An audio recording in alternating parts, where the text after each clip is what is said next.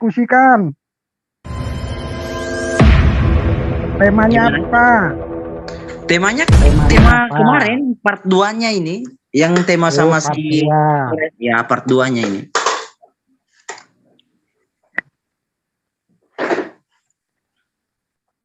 Monggo siapa yang jadi moderator?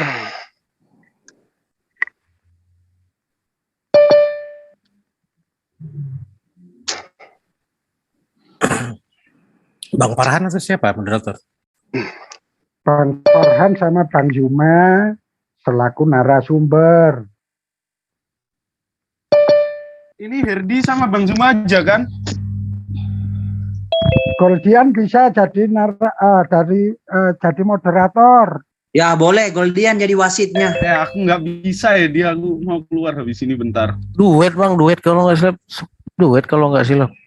Coba siapa ya? Selamat malam, shalom. Shalom. Bang Juma Bang Kores sama monitor, Bang Farhan. Monitor.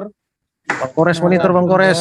Bang Juma sama Bang Farhan. Iya. Assalamualaikum warahmatullahi wabarakatuh. Pak Herdi. Sama Iya, ada Bang Farhan. Bang Goldi. Assalamualaikum. Iya. Ya, satu-satu teman-teman, bentar. Cek Bang Farhan. Oke, Bisa jadi moderator Bang Farhan. Saya yang jadi narasumber duet sama Bang Juma. Narasumbernya. Narasumber Coba duet. resen Bang Farhan biar kami pin. Mana ya Bang Farhan?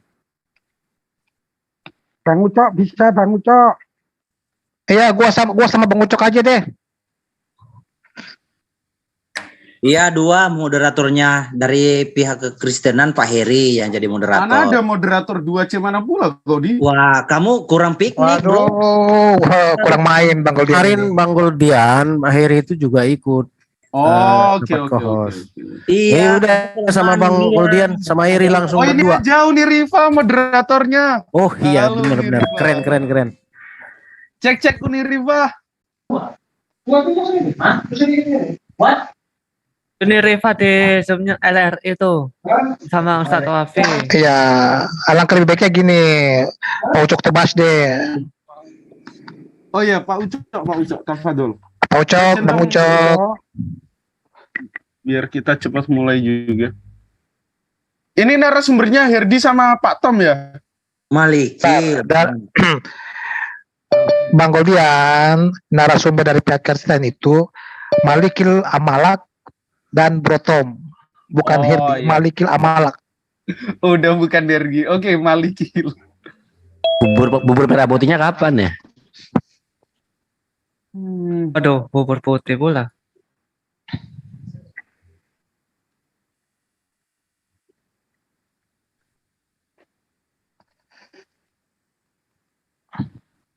Ini siapa ini yang berkenan jadi moderator? Bang Ucok, gimana? Ayo siapa?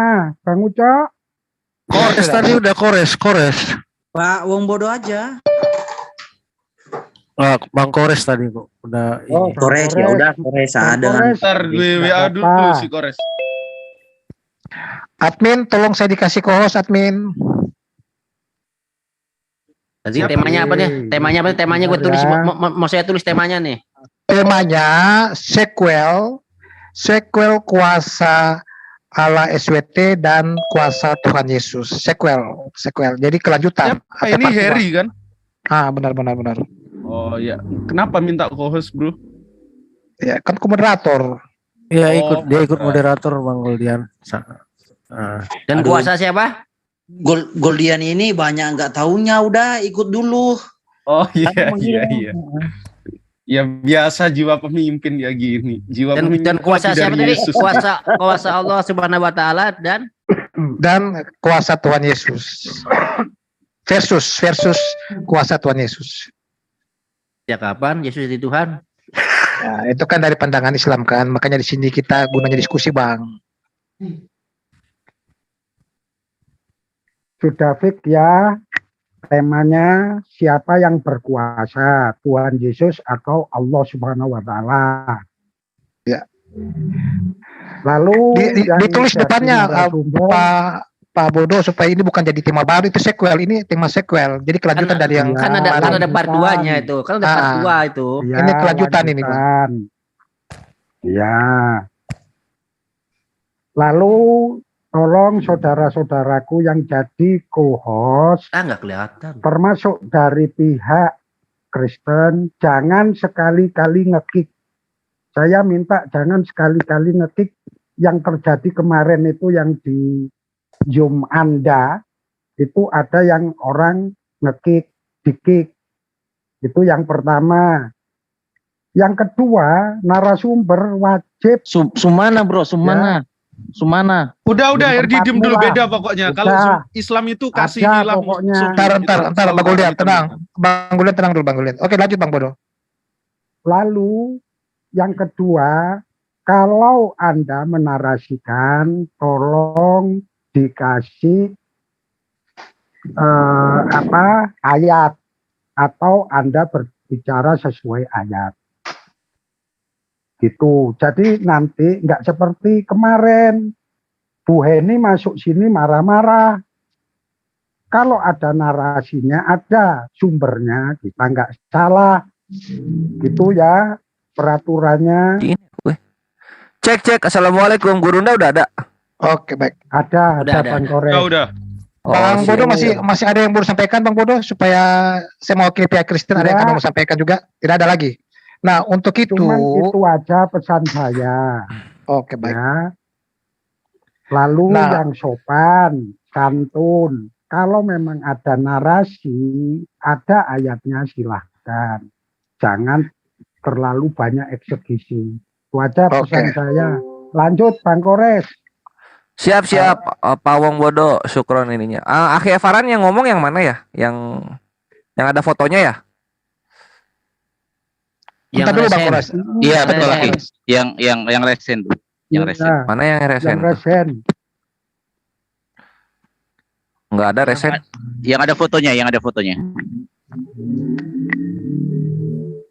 Ntar ya, aku mau pin dulu supaya yang menonton jelas gitu siapa yang dialognya. Silakan Heri kalau ada yang mau disampaikan. Ya, Bang Kores, ini supaya diskusi ini berjalan dengan tertib dan kondusif, kami minta supaya chatnya dimatikan di Zoom, supaya di sana tidak ada ujaran-ujaran yang merendahkan para narasumber. Terus yang kedua, karena kami berpikir ini ada potensi karakter yang temperamen, maka kami mengingatkan dan berharap bahwa keempat narasumber ini bisa menahan diri untuk tidak memotong ketika narasumber berbicara. Itu yang kami minta ya teman-temannya, supaya kan ini kan ditonton oleh banyak orang, jadi kami minta supaya ini tetap kondusif seperti itu Bang Kores. Oh iya, aman, slow. Aku ini kok, Kores ini kalau udah moderator terpercaya bagi kedua belah pihak gitu. Tadi lihat nggak ketika kekristenan ada dialog antara modalis dan juga trinitas. Aku itu moderatornya dan mereka berjalan dengan damai. Selama moderatornya aku aman insya Allah. Kalau gitu chatnya dimatikan dulu Bang Kores. Bacain ayat Al-Quran. Tolong atau dong, gimana, co-host. Bang? Chatnya dimatikan dulu. Ya yang co-host dong tolong, aku masih ngatur-ngatur ini dulu bentar ya. Oke, sudah. Thank you. Sudah dimatikan. Sip. Oke. Sob, kegedean sob, suaranya sob. Si Tom. Enggak, siswa aja yang nggak bagus cakep. HP-nya. Tom. Oke, ini sekarang aku. Oke deh, cakep. Sip. Ya, aku mau Dima ya. Kita mulai dalam 5, 4, 3, 2, 1. Bismillahirrahmanirrahim. Assalamualaikum warahmatullahi wabarakatuh. Ikhwani fisabilillah dan salam malam kawan kekristenan yang kedua kalinya kembali ke Zoom MDM ini bersama kami Rasidun Army Sipahi, di mana di sini kita akan memberikan dialog yang adil seadil-adilnya sehingga kedua belah pihak bisa mengutarakan sesuatu yang menurut mereka salah dipahami oleh orang-orang di luar keimanan mereka. Nah, topik yang akan kita jalankan hari ini adalah topik lanjutan dari yang kemarin, tetap sama tapi bahasanya berbeda, yaitu manakah yang kuasa antara Allah Azza wa Jalla, Tuhan semesta alam, Tuhan yang diimani oleh kaum muslimin, dan juga Yesus yang menjadi Tuhan bagi saudara kita kekristenan. Mana yang lebih kuasa dari dua ini? Nah, topik kali ini akan dibawakan dari narasumber muslim, ada Gurunda Zuma dan Akhina Farhan Farluk. Assalamualaikum warahmatullahi wabarakatuh. Asatidku. Waalaikumsalam warahmatullahi Waalaikumsalam wabarakatuh. warahmatullahi Masya wabarakatuh. Allah, suaranya kami nantikan ini Gurundaku dan juga Akhina Farhan yang telah lama hilang dan sekarang kembali istiqomah Akhina. Insya Allah. Lalu, lalu berikutnya dari kekristenan ada saudari Malikil Al-Malak atau yang kita kenal Herdi Panagung dan juga saudara Tom. Salam malam, kawan. Suara aman ya? Dijawab atau di mute permanen ini? Oh iya pantesan. Iya, di mute lah, bro. Iya Jadi bentar. fokus lah. Tolong dikasih co-host dong untuk Herdi dan Tom dong. Ini host kalau misalnya kita mau ngaktifin mute permanen. Ya aman ya Tom, aman suara? Aman. Selamat malam kawan-kawan. Iya malam juga. Oke, tanpa berpanjang lebar lagi kita langsung lanjut saja. Ini sebentar. Openingnya 7 menit ya. Opening 7 menit. Lalu apa namanya? Dialog 5 menit. Kemudian closing 7 menit. Tanpa ada yang bertanya. Itu. Sip, tanpa berpanjang lebar lagi, aku akan berikan waktu kepada kawan-kawan saudaraku muslim untuk opening statement. Waktu berjalan ketika salah satu narasumber sudah mulai berbicara. Tafadhol, Ustaz Zina. Silakan Gurunda dulu. Baik, bismillahirrahmanirrahim. Assalamualaikum warahmatullahi wabarakatuh. Waalaikumsalam. Puji syukur kita panjatkan kehadirat Allah, Tuhan pencipta langit dan bumi beserta seluruh makhluk yang ada di dalamnya. Dan juga salawat serta taslim kepada junjungan kita Rasulullah Muhammad SAW yang kembali mengembalikan marwah para nabi yang dihujat dan dinistakan kaum-kaum terdahulu. Sahabat yang dimuliakan oleh Allah, malam ini kita membahas tentang tema yang sangat luar biasa ya. Adanya pembahasan tentang kuasa pencipta langit dan bumi versus kuasa manusia yang diciptakan. Nah, ketika kita berbicara mengenai kekuasaan daripada pencipta langit dan bumi, itu kita tidak bisa ragukan lagi. Bukti adanya alam semesta ini, itu buktinya ada yang menciptakan. Dan di dalam konsep ajaran agama Islam, yang menciptakan itu tidak lain dan tidak bukan adalah Allah Subhanahu wa taala. Al-Qur'an menerangkan ya, Bismillahirrahmanirrahim, lillahi ma fis samawati wa ma fil ard wa in tubdu ma fi anfusikum aw tukhfu yuhasibukum bihillah. Fa yaghfiru liman yasha wa yu'azzibu man yasha wallahu ala kulli syai'in qadir. Jadi yang dikatakan Tuhan itu pencipta langit dan bumi, penguasa jagat raya itu harus mengklaim dirinya sebagai penguasa. Tak boleh kemudian penguasa pencipta langit dan bumi itu justru mengaku sebagai pribadi yang tidak maha kuasa. Yang namanya penguasa harus ngaku, harus memproklamirkan dirinya. Makanya diterangkan oleh Allah di dalam Al-Quranul Karim, kepunyaan Allah segala apa yang ada di langit dan apa yang ada di bumi. Dan jika kamu melahirkan apa yang ada di dalam hatimu, atau kamu menyembunyikan di dalam hatimu, niscaya Allah akan membuat perhitungan dengan kamu tentang perbuatanmu itu. Maka Allah mengampuni siapa yang dikehendaki dan menyiksa siapa yang dikehendaki, dan Allah Maha Kuasa atas segala sesuatu. Qulillahumma malikul mulkil tu'til mulka man tasya wa tanzi'ul mulka mimman tasya wa tu'izzu man tasya wa tuzillu man tasya biyadikal khair innaka ala kulli syai'in qadir. Katakanlah wahai Tuhan yang mempunyai kerajaan, Engkau berikan kerajaan kepada siapa yang Engkau kehendaki, dan Engkau cabut kerajaan dari orang yang Engkau kehendaki. Engkau memuliakan orang yang Engkau kehendaki, dan Engkau hinakan orang yang Engkau kehendaki. Di tangan Engkau lah segala kebajikan, sesungguhnya Engkau maha kuasa atas segala sesuatu. Jadi Allah Subhanahu wa taala jelas menyatakan dirinya Sang Maha Kuasa. Dia yang menciptakan segala sesuatunya. Nah, inilah yang akan kita bahas pada malam hari ini, sahabat-sahabat. Sementara kalau kita melihat ya Yesus, Al-Quran maupun di Bible, jelas dia adalah manusia yang jangankan mengetahui dan menguasai. Untuk mengetahui musim buah ara saja dia tidak berkuasa. Demikian sementara. Silakan, Akhi Farhan.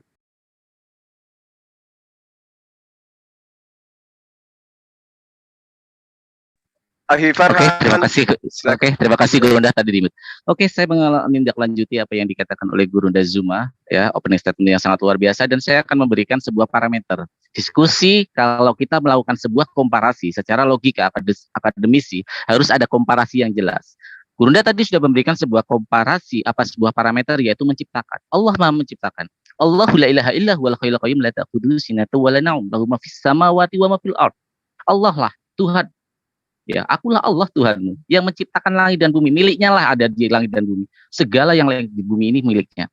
Artinya ada parameter dia menciptakan. Allah ini menciptakan entitas. Yang kedua, entitas Allah yang Maha Kuasa ini tentu tidak akan memiliki rasa takut. Ya, dalam hukum kimia, sesuatu yang abstrak ketika bertemu dengan sesuatu yang materi, maka abstrak itu akan hilang membentuk sebuah materi.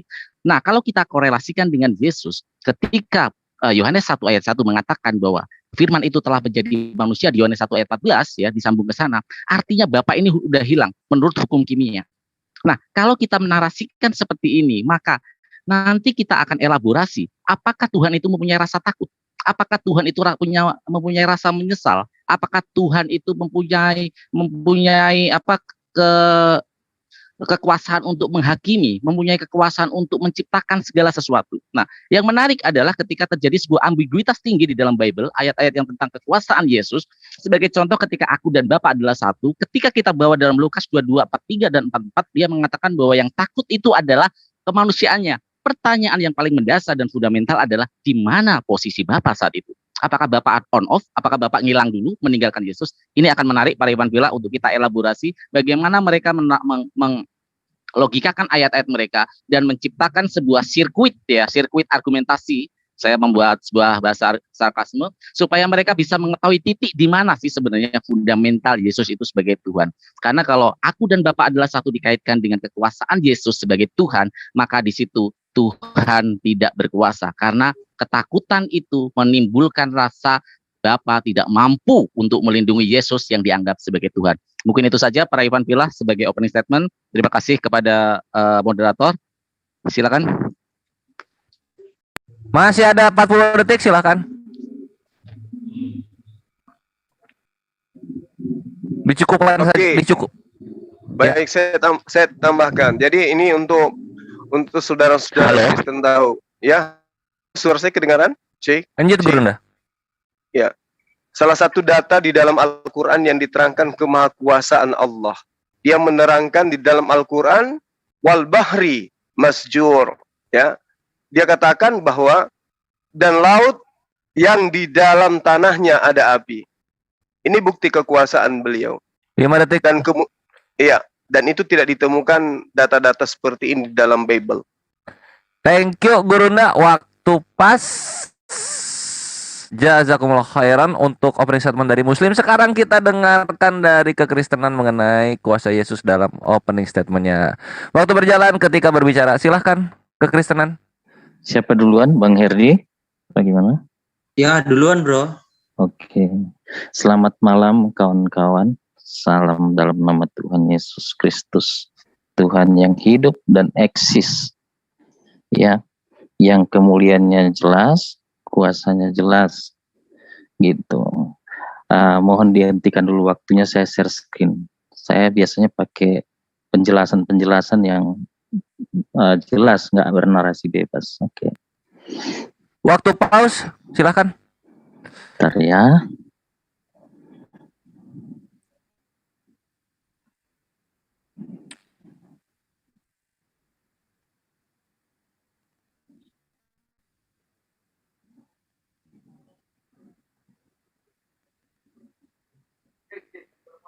Kelihatan nggak ya? Udah kelihatan? Kawan-kawan, mohon konfirmasinya udah kelihatan apa belum? Udah. Udah bro, udah. Oke. Iya, kalau kita berbicara tentang kuasa di dalam Alkitab, kita harus melihat lagi definisi kuasa itu secara etimologi di dalam Alkitab. Jadi kita nggak ngarang bebas, nggak pakai paradigma pasar, dan tidak berasumsi. Nah, ada banyak kata kalau di dalam Perjanjian Lama yang menyangkut kata kuasa. Itu masal, ya, itu ada rule, reign, dominion, governor, rule. Gitu ya. Jadi ini berarti kuasa untuk mengatur, menguasai, mendominasi, ya, memimpin, ya. Kemudian kata pakat, ya, tidak beda jauh, tetapi itu ada panis di situ, ya. Jadi dia punya kuasa untuk menghukum, ya kan. Look after, care, jadi memelihara, ya. Setin, ya. Itu ada contoh-contoh ayat dipergunakan itu, ya. Make like, perform nih. Jadi kalau tidak ada performnya, nggak muncul, nggak eksis. Be set upon berarti di atas, ya. Strength, power, katayat gitu. Nah, itu juga digunakan katayat, itu berarti kekuatan, kuasa. Nah, gitu. Ada juga menggunakan kata haya. Ada juga menggunakan kata yatsa. Yatsa ini kan berarti yang memimpin untuk keluar masuk, ya kan? Seperti itu. Jadi dia leadernya. Ada karab, ada is, ya. Ada gadol. Nah, gadol ini menyangkut tentang kuasa yang besar, ya. Itu ada jelas ayatnya. Saya bisa lihat. Courage, ya. Itu juga kekuatan, power, ya. Ini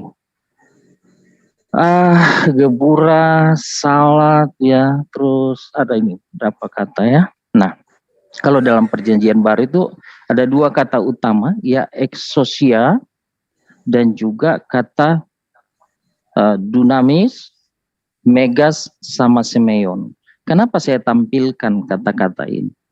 Karena begini, kalau kita melihat definisi satu persatu, ya, kalau kita lihat semua kata yang menyangkut dengan kuasa dalam bahasa Indonesia ini, di dalam Alkitab itu kuasa Allah itu tidak hanya power, ya, kekuatan, tetapi kemampuan untuk memelihara, kemampuan untuk menyelamatkan, dan juga, ya, virtue, hikmat, pengertian yang tinggi di balik dari kuasa itu, gitu loh. Jadi kekuasaan itu tidak ada artinya apa-apa kalau tidak ada pengertian di dalamnya, tidak ada hikmat.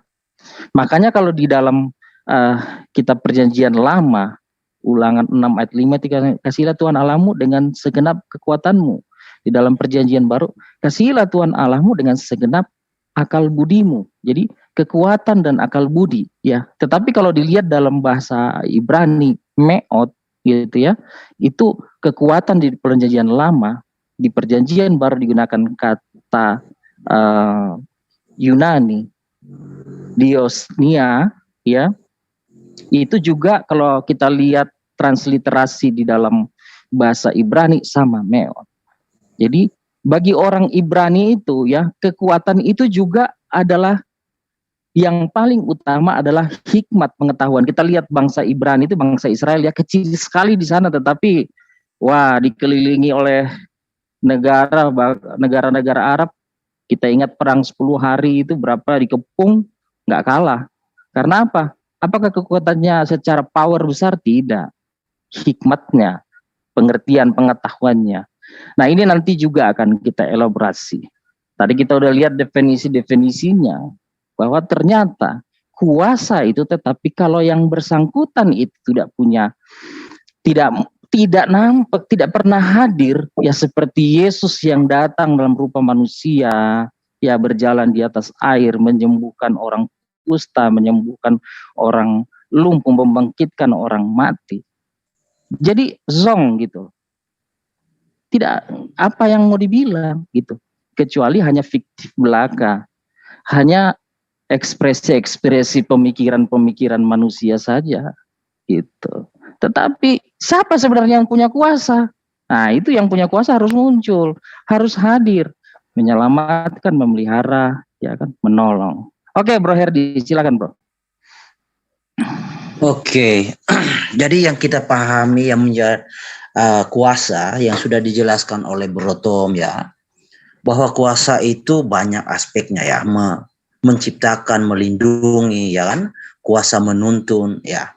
Yesus yang kami imani, yang menjadi topik kita ya, sekalipun orang melihatnya, memang kata Paulus salib itu bagi orang yang tidak mengerti itu adalah kebodohan. Tetapi orang yang mengerti bahwa salib itu, Yesus tersalib, darahnya tercurah, ya, ada kuasa. Ketika darahnya tercurah, ya, disitulah kuasa pertobatan, ya, di dalam namanya terjadi. Jadi dengan darahnya tercurah, yang dianggap orang itu sebagai suatu kelemahan, justru itu adalah kuasa. Karena dengan darahnya, seluruh manusia yang bertobat, yang datang kepadanya bisa selamat. Ya, itu kuasanya. Nah, dalam hal ini ya memang kita harus mencoba mengkomparasi ke dalam ajaran kawan-kawan muslim ya, tapi nantilah di sisi yang berikut. Masih berapa menit, Bro? Oh, 25 detik. Oke, ya. Di dalam iman kami ya, di dalam iman Yahudi, meskipun mereka tidak mengimani Yesus sebagai Mesias, tetapi mereka percaya bahwa Mesias itu adalah suatu sosok yang punya otoritas sebagai raja kekal, sebagai hakim yang adil, yang punya kuasa menghakimi manusia, membawa manusia ke surga maupun melempar manusia ke neraka.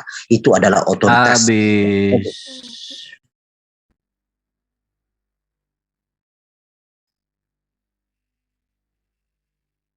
Kores. Iya, thank you. Demikianlah sesi pertama kita lewati. Dan sekarang kita akan masuk ke sesi berikutnya, saling bertanya dan saling menjelaskan antara pihak Islam dan pihak kekristenan. Karena tadi opening statement dimulai oleh Muslim, maka Muslim yang akan memberikan penjelasan lebih lanjut dan juga pertanyaan di awal ini. Ya, waktu berjalan. Silahkan dari narasumber Muslim. Bentar, Kores. Waktunya berapa menit, Kores? Oke, Waktunya berapa menit? 5 menit. halo. 5 menit Bang waktunya Bang.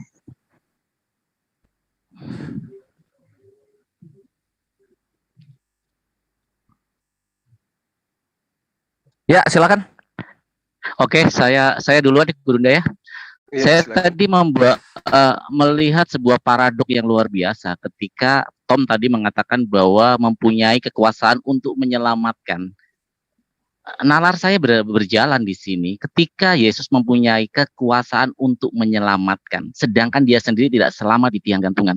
Saya berpikir logis sajalah ya. Saya tidak perlu membawa ayat, saya tidak perlu membawa terlalu banyak narasi-narasi yang berlebihan. Pertanyaan saya satu saja.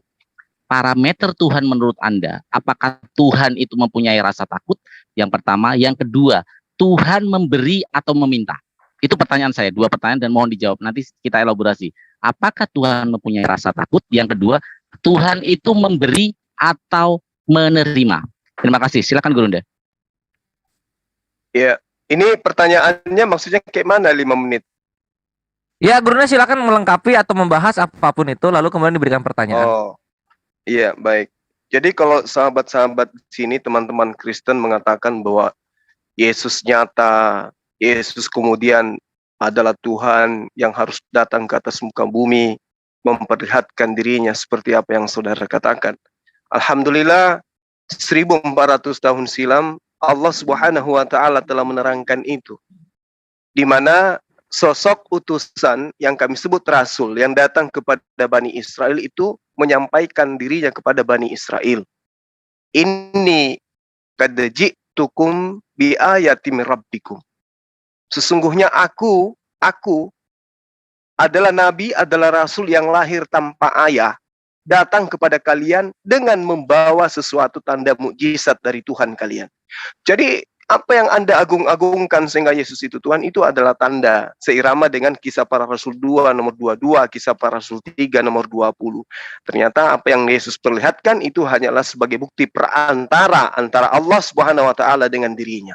Nah, kemudian di dalam kitabnya Bani Israel yang kalian selalu ambil, terutama tadi ada pembukaan dari kitabnya agama lain, dari agama Yahudi.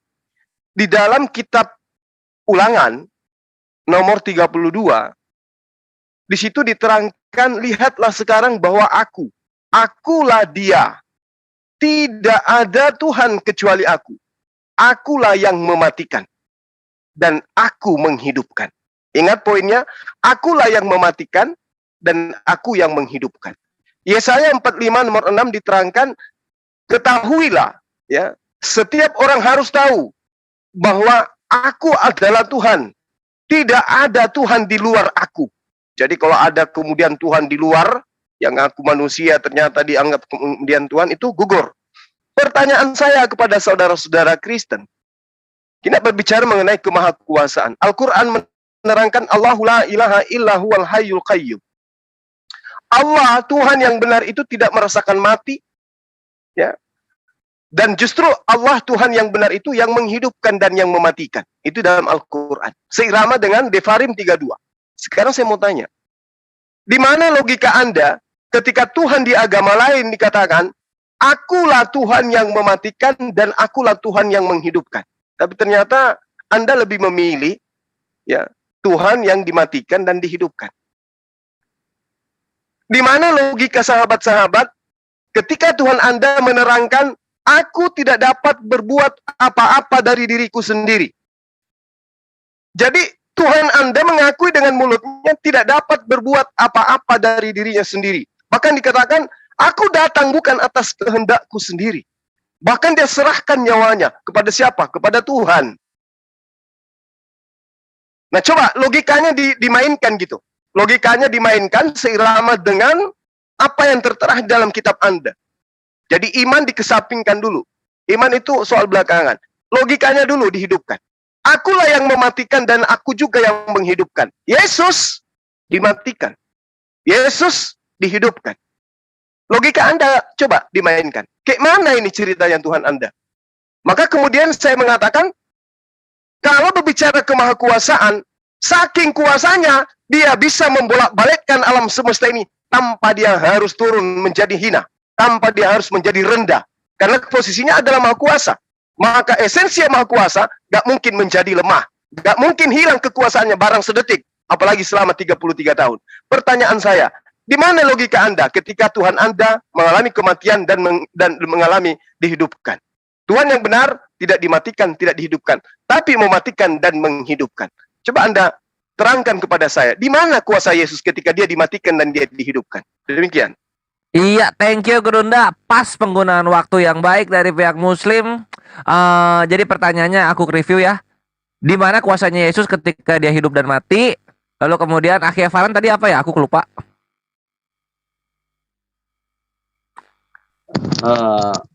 Apakah parameter Tuhan itu memberi? Semua. Saya memberi catat kok. Tenang aja. Memberi. Memberi apa waktu atau aja kok Tom? Aman. Aku memberi catat atau semua. menerima? Oke, Tuhan itu memberi ya. atau menerima. Ya. Ya, parameternya. Dan yang kedua, apakah Tuhan itu mempunyai ketakutan? Itu aja. Oke, sip. Iya. Nah itu. Oke, thank you. Waktu 5 menit untuk pihak kekristenan. Silahkan mulai. Bro. Sorry. Ya. Saya catat semua pertanyaannya. Itu kurang lebih 3 pertanyaan. Bahkan Bro Farhan tadi 3 pertanyaan kayaknya Bro Farhan. 4 berarti kalau dengan Bang Suma. Kalau Bro kasih 5 menit. Saya cuma 2 Pak Tom. Saya cuma 2. Oh, enggak kecewa nanti kalau kita nggak jawab semua nih. Kalau 5 menit dikasih. Kalau enggak kita tadi sih, okay. kalau aku hitung makanya itulah aku review yang mana yang ditanyakan. Ternyata cuma 3 Tom, enggak 5 atau 4 gitu loh. Iya, cukup. Kalian cukup rasa 5 menit ya. Jangan nanti cukup aman. Kecewa. Enggak akan. Lanjut aja. Toh semua adil kok 5-5 kok. Lanjut yuk. Enggak, saya begini Bro. Menjawab itu perlu waktu. Masa Ya, pertanyaan menjawab. sama. Gimana moderator? Coba dikondisikan bro. Begini. Ya jadi maunya coba dari kalian maunya berapa menit? bertanya harusnya 2 menit atau 3 menit cukup. Lalu sisanya dialihkan menjawab. Begitu juga kita bertanya begitu, bro. Nah, biar terjawab. Nah untuk ini sekarang kalian mau berapa? Ya, Tujuan 10 Bang Kores, aja kalau mungkin mungkin begini ya, apa namanya? Bentar Bang Kores. Untuk Bang Tom sama Bang Herdi jawab saja sesuai dengan waktu yang diberikan. Adapun nanti tidak bisa menjawab pertanyaan berikutnya, tidak ada masalah. Tidak ada masalah Bang Tom sama Bang Herdi. Jadi waktu tetap kita harus konsisten 5 menit dalam menjawab. Silakan dilanjut Bang Tom sama Bang Herdi. Oke. 5 menit berarti menjawab ya? Iya, nanti kan untuk bertanya itu sebenarnya 10 detik juga bisa di menit-menit akhir. Aman itu. Lanjut. Oke, terserahlah. Kalau kita sih santai aja. Jadi kalau persoalan logika, ya kita berlogika itu kita belajar di mana? Kalau kita bicara Alkitab berarti kita gunakan logika Alkitab. Ya. Apa sih yang mati hidup itu? Itu tubuh, jasmania, ya. Roh itu tidak. Kalau kalian baca literaturnya ulama kalian misalnya Al-Razi itu kan ada 5 kekal itu, harusnya kalian ngerti itu, baca yang baik supaya paham ya. Tapi saya jawab dulu pertanyaannya Bro Farman. Yesus tidak selamat di tiang dan Tuhan mempunyai rasa takut. Tuhan mempunyai rasa takut ya. Tuhan itu tidak punya rasa takut. Orang manusia itu yang punya rasa takut karena dosa ya. Gampang itu jawabnya. Tuhan memberi atau menerima, itu pertanyaan-pertanyaan apa? Tuhan itu memberi hidup kepadamu. Tuhan Yesus itu bikin kamu bernapas, Bro Farhan. Dan dia layak untuk menerima pujian dari kamu. Beres. Ya.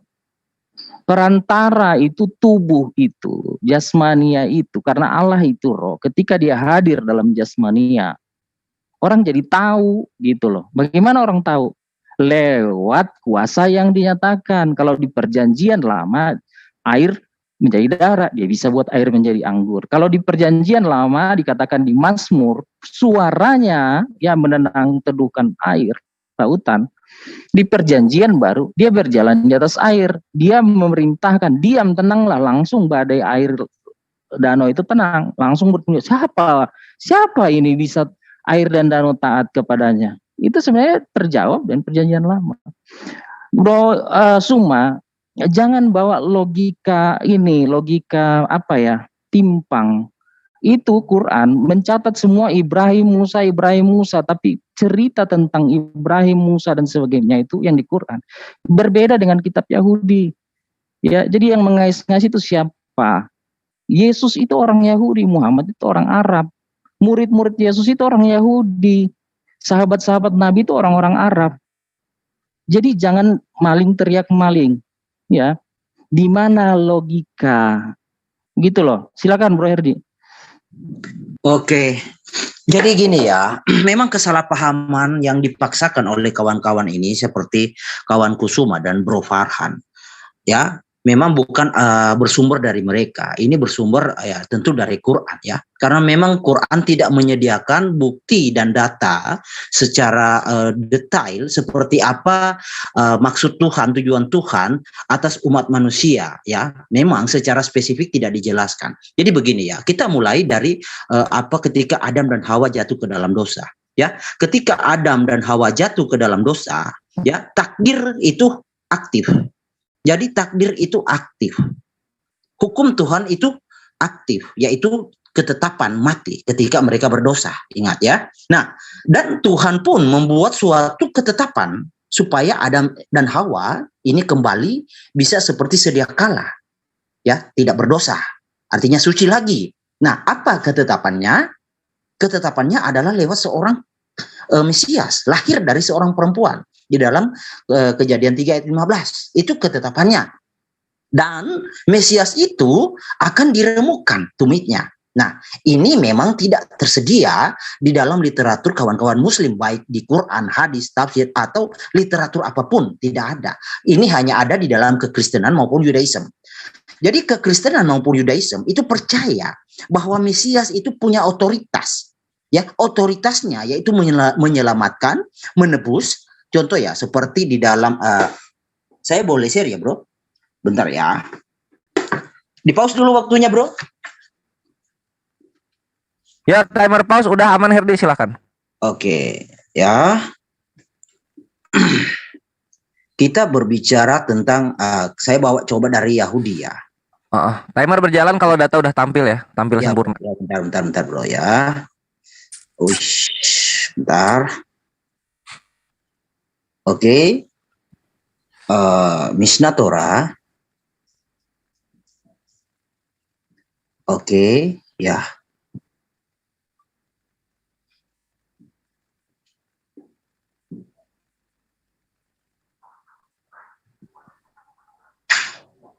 Oke.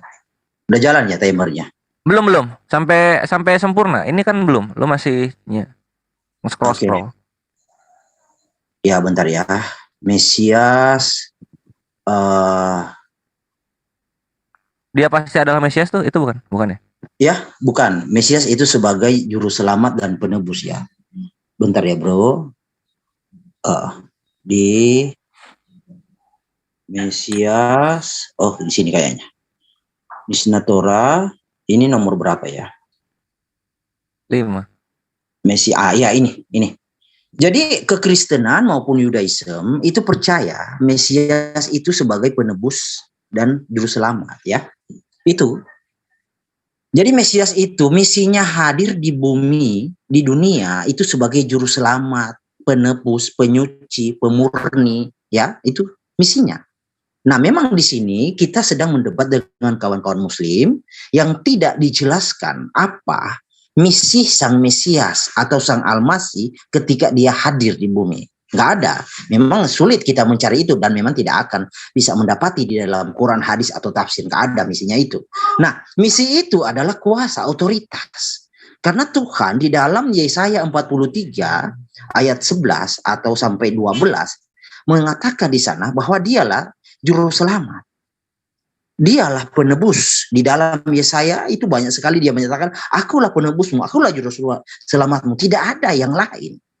Nah, ketika dia menyatakan itu, lalu Yesus tampil, ya, itu dengan apa yang dia nubuatkan. Habis waktu. Aduh, oke. Koles, mungkin 2 menitnya untuk bertanya kali, Koles. 5 menit dong, kan sama tadi. 5 menit. Bang Kores, panggilan kedua. Pantesan mute-nya nggak dibuka. Oke, ya silakan. Tadi ada pertanyaannya nggak? Mungkin dibikin Kan 5 menit bertanya, bro. dibikin 52 kali, Koles. Aduh, kemarin tuh pas gua dialog juga 55, Bre. Itu udah sekalian penjelasan dan pertanyaan. Gitu loh, Tom. Daniel sama Herdi pun ngikutin itu. Tadi lo ada pertanyaannya enggak? Saya pikir tadi 5 menit itu penjelasan aja. Enggak, sekalian tadi gue udah ngomong di awal pas beres opening statement itu 5 menit sekalian penjelasan tambahan dan juga pertanyaan. Lalu juga gue harapkan begitu. Ya udah, kita kasih bonus aja, kita nggak nanya kalau mau. Enggak. Ada pertanyaan nggak? Silakan aja kali ini, kita kasih pur aja, kita nggak nanya. Gitu. Berarti Herdi ada pertanyaan nggak? Enggak, kita ada pertanyaan, tapi kalau bicaranya kita kasih pur aja. Kita orangnya suka ngalah, mencontoh Yesus Tuhan kami.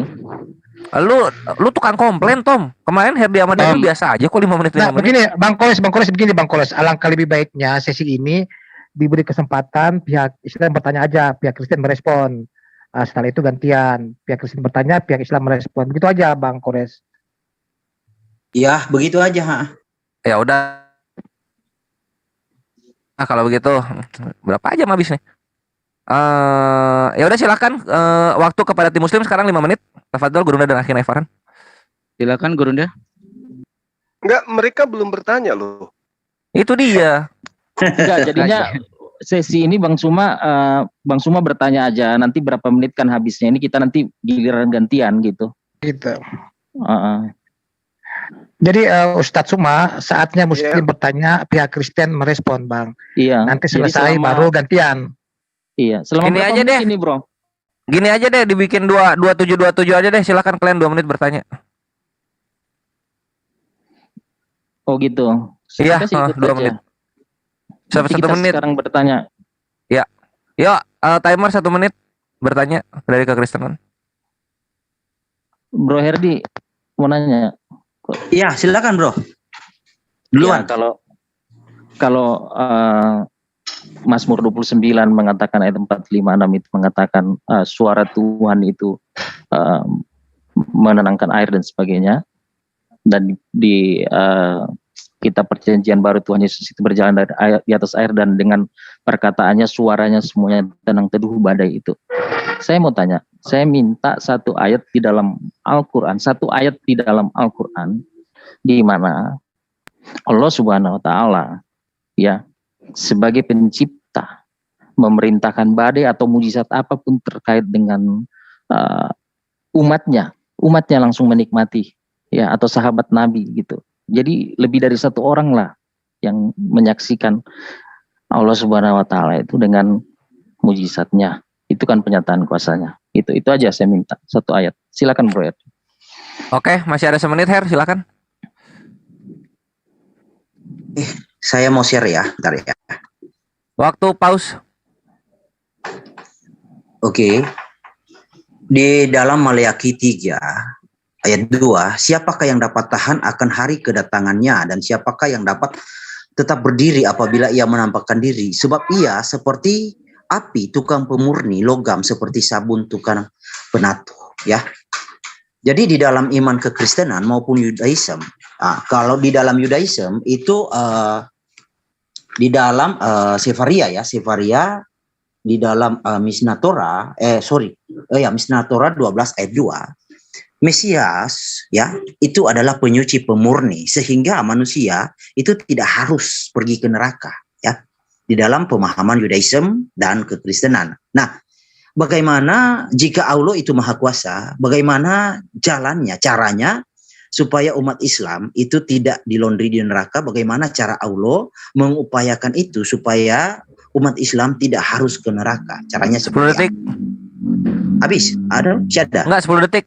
Oh ya, mohon dijelaskan dengan data, dengan dalil ya, jangan asumsi. Oke, silakan. Cara Oke, Allah. pas. Cakep Herdi, thank you Herdi, akhirnya belajar melihat timer supaya pas waktunya.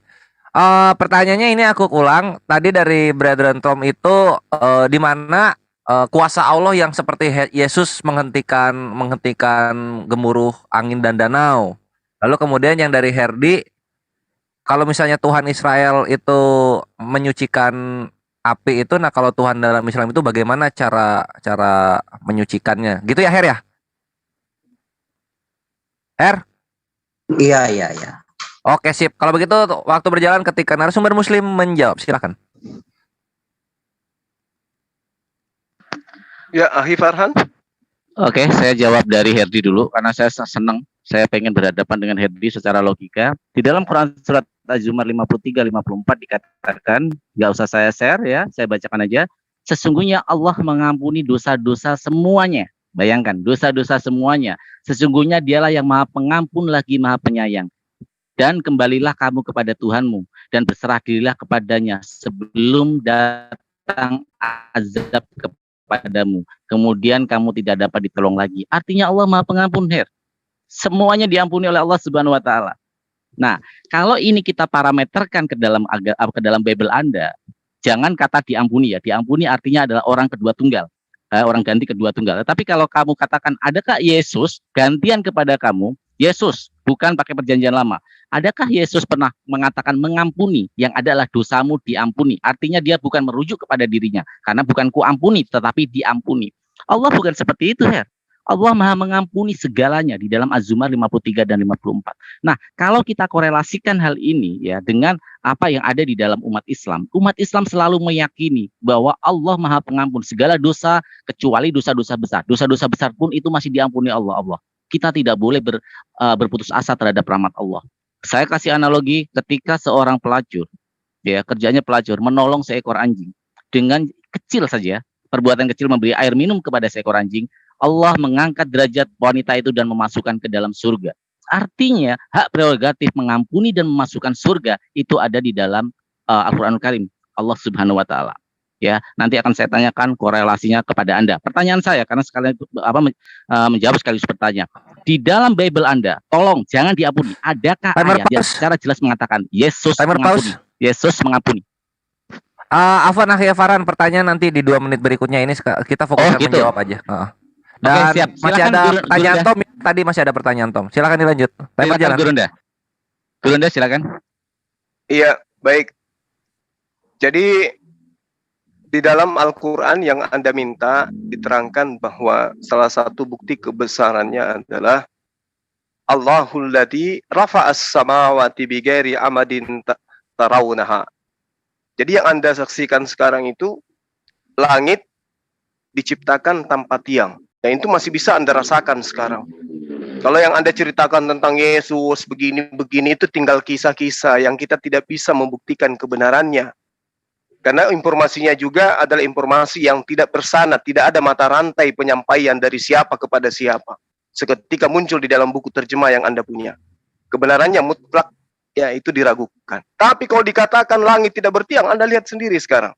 Sementara kitab di agama lain yang kalian ambil, di dalam kitab Ayub, itu jelas dikatakan tiang langit bergoyang-goyang. Di kitab agama lain yang kalian ambil sebagai kitab kalian sekarang, itu diterangkan bahwa langit itu punya tiang. Allah menerangkan dirinya menciptakan langit tanpa tiang. Dan itu Anda bisa nikmati sekarang. Kemudian, Al-Quran juga menjelaskan tentang bagaimana Allah menyelamatkan manusia. Allah memberikan petunjuk. Qul in kuntum tuhibbunallah fattabi'uni yuhibbukumullah wa yaghfir lakum dzunubakum wallahu ghafurur rahim. Cuma satu caranya untuk selamat. Satu aja caranya kalau mau selamat menurut Tuhan Allah Subhanahu wa taala. Apa itu? Mengikuti Rasulullah Muhammad sallallahu alaihi wasallam. Karena dengan mengikuti Rasulullah Muhammad sallallahu alaihi wasallam itu sama halnya mengikuti Yesus, itu sama halnya mengikuti Musa, itu sama halnya mengikuti para nabi. Lalu kemudian ketika Anda meragukan apa yang ada pada diri kekuasaan Allah, Allah juga menerangkan, Bismillahirrahmanirrahim. Awalam yarul ladina kafaru anna samawati wal ar kanata ratqan fafataknahuma wa ja'alna minal ma'i kulla syai' hayy afala yu'minun. Apakah kemudian ayat ini menerangkan apakah kemudian Herdi dan Tom tidak mengetahui bahwa langit dan bumi keduanya tadinya adalah satu. Kemudian Tuhannya Yesus pisahkan antara keduanya. Dan Tuhannya Yesus jadikan segala sesuatu yang hidup berasal dari air. Maka mengapa mereka tidak beriman? Mengapa kalian berdua tidak beriman, kata Allah. Tadinya alam semesta ini, langit dan bumi itu satu. Kemudian kemahakuasaan Allah dijadikannya terpisah. Itu mutlak. Itu tidak bisa diragukan. Kenyataan ada sekarang. Dan sains membuktikan itu. Tapi kalau dikatakan ya langit bergoyang-goyang tiangnya, itu tiangnya di mana itu tiangnya itu langit? Jangan-jangan Adam jatuh karena anak berat langit, tiang langit lagi. Al-Quran menjelaskan langit dikokohkan tanpa tiang. Dan Anda bisa buktikan hari ini. Iya, sekira begitu ya pertanyaan saya tadi, Yesus dimatikan, dihidupkan itu tidak tersentuh sedikit pun. Demikian. Siap, waktu pas dari tim muslim penjelasannya. Sekarang kita masuk ke tim muslim bertanya. 2 menit dipersiapkan. Akhina Evalan dan Gurunda silahkan. Oke, saya dulu ya Gurunda ya. Silakan. Oke, terima kasih Gurunda. Saya suka membalikan parameter dan logika lawan diskusi saya. Jika Herdi bertanya tadi mengatakan di mana di dalam ayat Al-Quran Allah Maha Pengampun dan mengampuni dosa, menghapus semua dosa. Saya sudah jawab di dalam Az-Zumar 5354. Sekarang saya ganti bertanya, jangan memakai narasi yang ambigu, argumen yang ambigu. Saya meminta dengan jelas ayat yang clear mengatakan Yesus mengampuni dosa, bukan dosamu diampuni. Saya kasih analogi, ketika diampuni berarti bukan kita, tetapi orang lain yang mengampuni. Silakan Ustadz Guru Dazuma. Iya. Jadi pertanyaan saya itu sederhana sekali ya. Di dalam kitabnya Yahudi, sekali lagi kitabnya Yahudi loh ya. Jangan kalian mengatakan itu kitab kami ya. Itu kitabnya agama Yahudi, jujur aja. Kitabnya agama Yahudi yang kemudian diklaim sebagai perjanjian lama demi untuk mengangkat derajat kitab kalian sebagai perjanjian baru. Itu kitabnya agama lain, harus diakui itu. Nah, kemudian di dalam kitabnya Yahudi diterangkan di perjanjian lama yang saya katakan kepada Anda tadi, Tuhannya Yahudi itu menghidupkan dan mematikan. Tuhannya Kristen dihidupkan dan dimatikan. Itu loh. Kalau Anda membahas Tuhannya Yahudi, itu sama halnya Anda membahas Tuhannya umat Islam. Karena Tuhan itu cuma satu. Yang jadi masalah itu Tuhan kalian, yang adalah manusia itu. Bagaimana Anda bisa menjelaskan kepada kita, Tuhan Anda dihidupkan, Tuhan Anda dimatikan? Ini logikanya di mana? Ini tolong dibahas ini. Tuhan kok bisa mati, Tuhan kok bisa hidup? Gimana ceritanya itu? Silakan. Oke, sepertinya waktu dicukupkan saja ya. Kita sudah mendapatkan pertanyaan yang jelas. Pertama tadi aku lupa lagi Hafalan. Apa tadi pertanyaannya? Pertanyaannya saya membalikan logika Sierdi. Kata ketika dia bertanya, di Al-Quran ada yang mengampuni. Sekarang saya gantian, saya lemparkan ke dia. Kata Yesus secara clear mengampuni dosa. Oke, siap. Ya, itu yang pertama soal di mana Yesus declare atau mendeklarasikan dia mengampuni. Lalu yang kedua, bagaimana ya? Ini bagaimana itu penjelasan dari Tuhan kok dimatikan dan dihidupkan gitu, bukan mematikan dan menghidupkan. Iya, aku rasa sudah bisa ditangkap. Silahkan dari kekristenan untuk menjawab. Ya, Bro. Tom. Halo, saya duluan. Oke, Bang. Aku duluan ya. Bang Suma, kan tadi sudah saya bilang, yang mati itu tubuh jasmania, ya. Allah itu roh, Bang Suma, ya. Coba jelasinlah konsepnya Al-Razi, tahu nggak? Pernah baca nggak? Ya, 5 kekal itu. Jadi tidak ada ya ayat Quran yang menyatakan kekuasaan Allah secara nyata kepada umatnya ya, selain lihat alam semesta ini. Ya, orang siapapun, agama apapun, lihat alam semesta ini tahu ada Tuhan. Ya, jadi kalau Yesus itu ya mati tubuhnya, ya kan? Ketika dia yang adalah roh itu sendiri datang kembali ke tubuhnya, bersemayam kembali ke tubuhnya, ya dia bangkit. Makanya salah satu gelar Allah itu adalah Allah yang hidup. Yeremia 44 ayat 26. Maka itu Yesus datang ke dunia ketika dia mau bangkitkan Lazarus, dia bilang gini, akulah kebangkitan dan hidup. Itu gelar loh, gelar Allah itu, kebangkitan dan hidup. Itu Bang Suma. Ya, Yesus itu lahir sebagai keturunan Yahudi. Ya, murid-muridnya Yahudi. Tidak ada yang klaim-klaim kitab Yahudi. Memang Allah itu menyatakan diri kepada umat Yahudi, bukan umat Arab. Gitu loh, Bro. Jadi, kepercayaan yang benar adalah yang dari Judaism ini, yang jadi dari Ibrani ini, Israel ini. Itulah yang kita runut sampai datangnya Tuhan Yesus. Coba baca Yesaya 43. Lihat itu Tuhanmu datang. Coba baca Zakaria 9. Ya, lihat itu rajamu datang mengendarai keledai. Ya, digenapi semua sama Tuhan Yesus dalam kitab Yohanes. Jadi ada kesenembungan antara nubuatan dan penggenapan. Kalau di kalian itu nggak ada, semuanya dibolak-balik. Ya, diampuni dosamu. Coba baca itu. Markus 2 ayat 5, Lukas 5 ayat 20. Pergilah, dosamu sudah diampuni. Itu siapa? Komplain orang situ. Siapa ini orang ngampunin dosa? Berarti kan Yesus itu yang mengampuni dosa. Jangan beranalogi macam-macam. Apalagi tadi saya kasih bonus ya Bang Farhan. Tadi kenapa Yesus tidak selamat di tiang gantungan? Dia kan menyelamatkan dia dengan kuasa. Gini loh. Ini logika ya, Bro. Saya sudah bilang, kuasa itu tanpa hikmat, tanpa pengertian itu arogan gitu loh ya. Allah itu berkuasa termasuk di dalam hikmatnya. Tadi saya kasih definisi kata per kata yang digunakan. Itu menyangkut kehormatannya, virtunya, dan hikmatnya. Jadi gini, Tuhan Yesus datang ke dunia untuk menyelamatkan manusia. Manusia ini diperalat iblis untuk melawan dia. Apa Tuhan hajar? Iblis itu ya pengecut. Dia pakai tameng manusia yang mau diselamatkan Tuhan ini. Masa Tuhan hajar? Tuhan enggak begitu. Ya, Tuhan itu bukan kayak teroris, kayak iblis. Ya, pakai anak-anak, pakai perempuan, kasih bom di dalam bajunya, suruh jadi tameng di depan.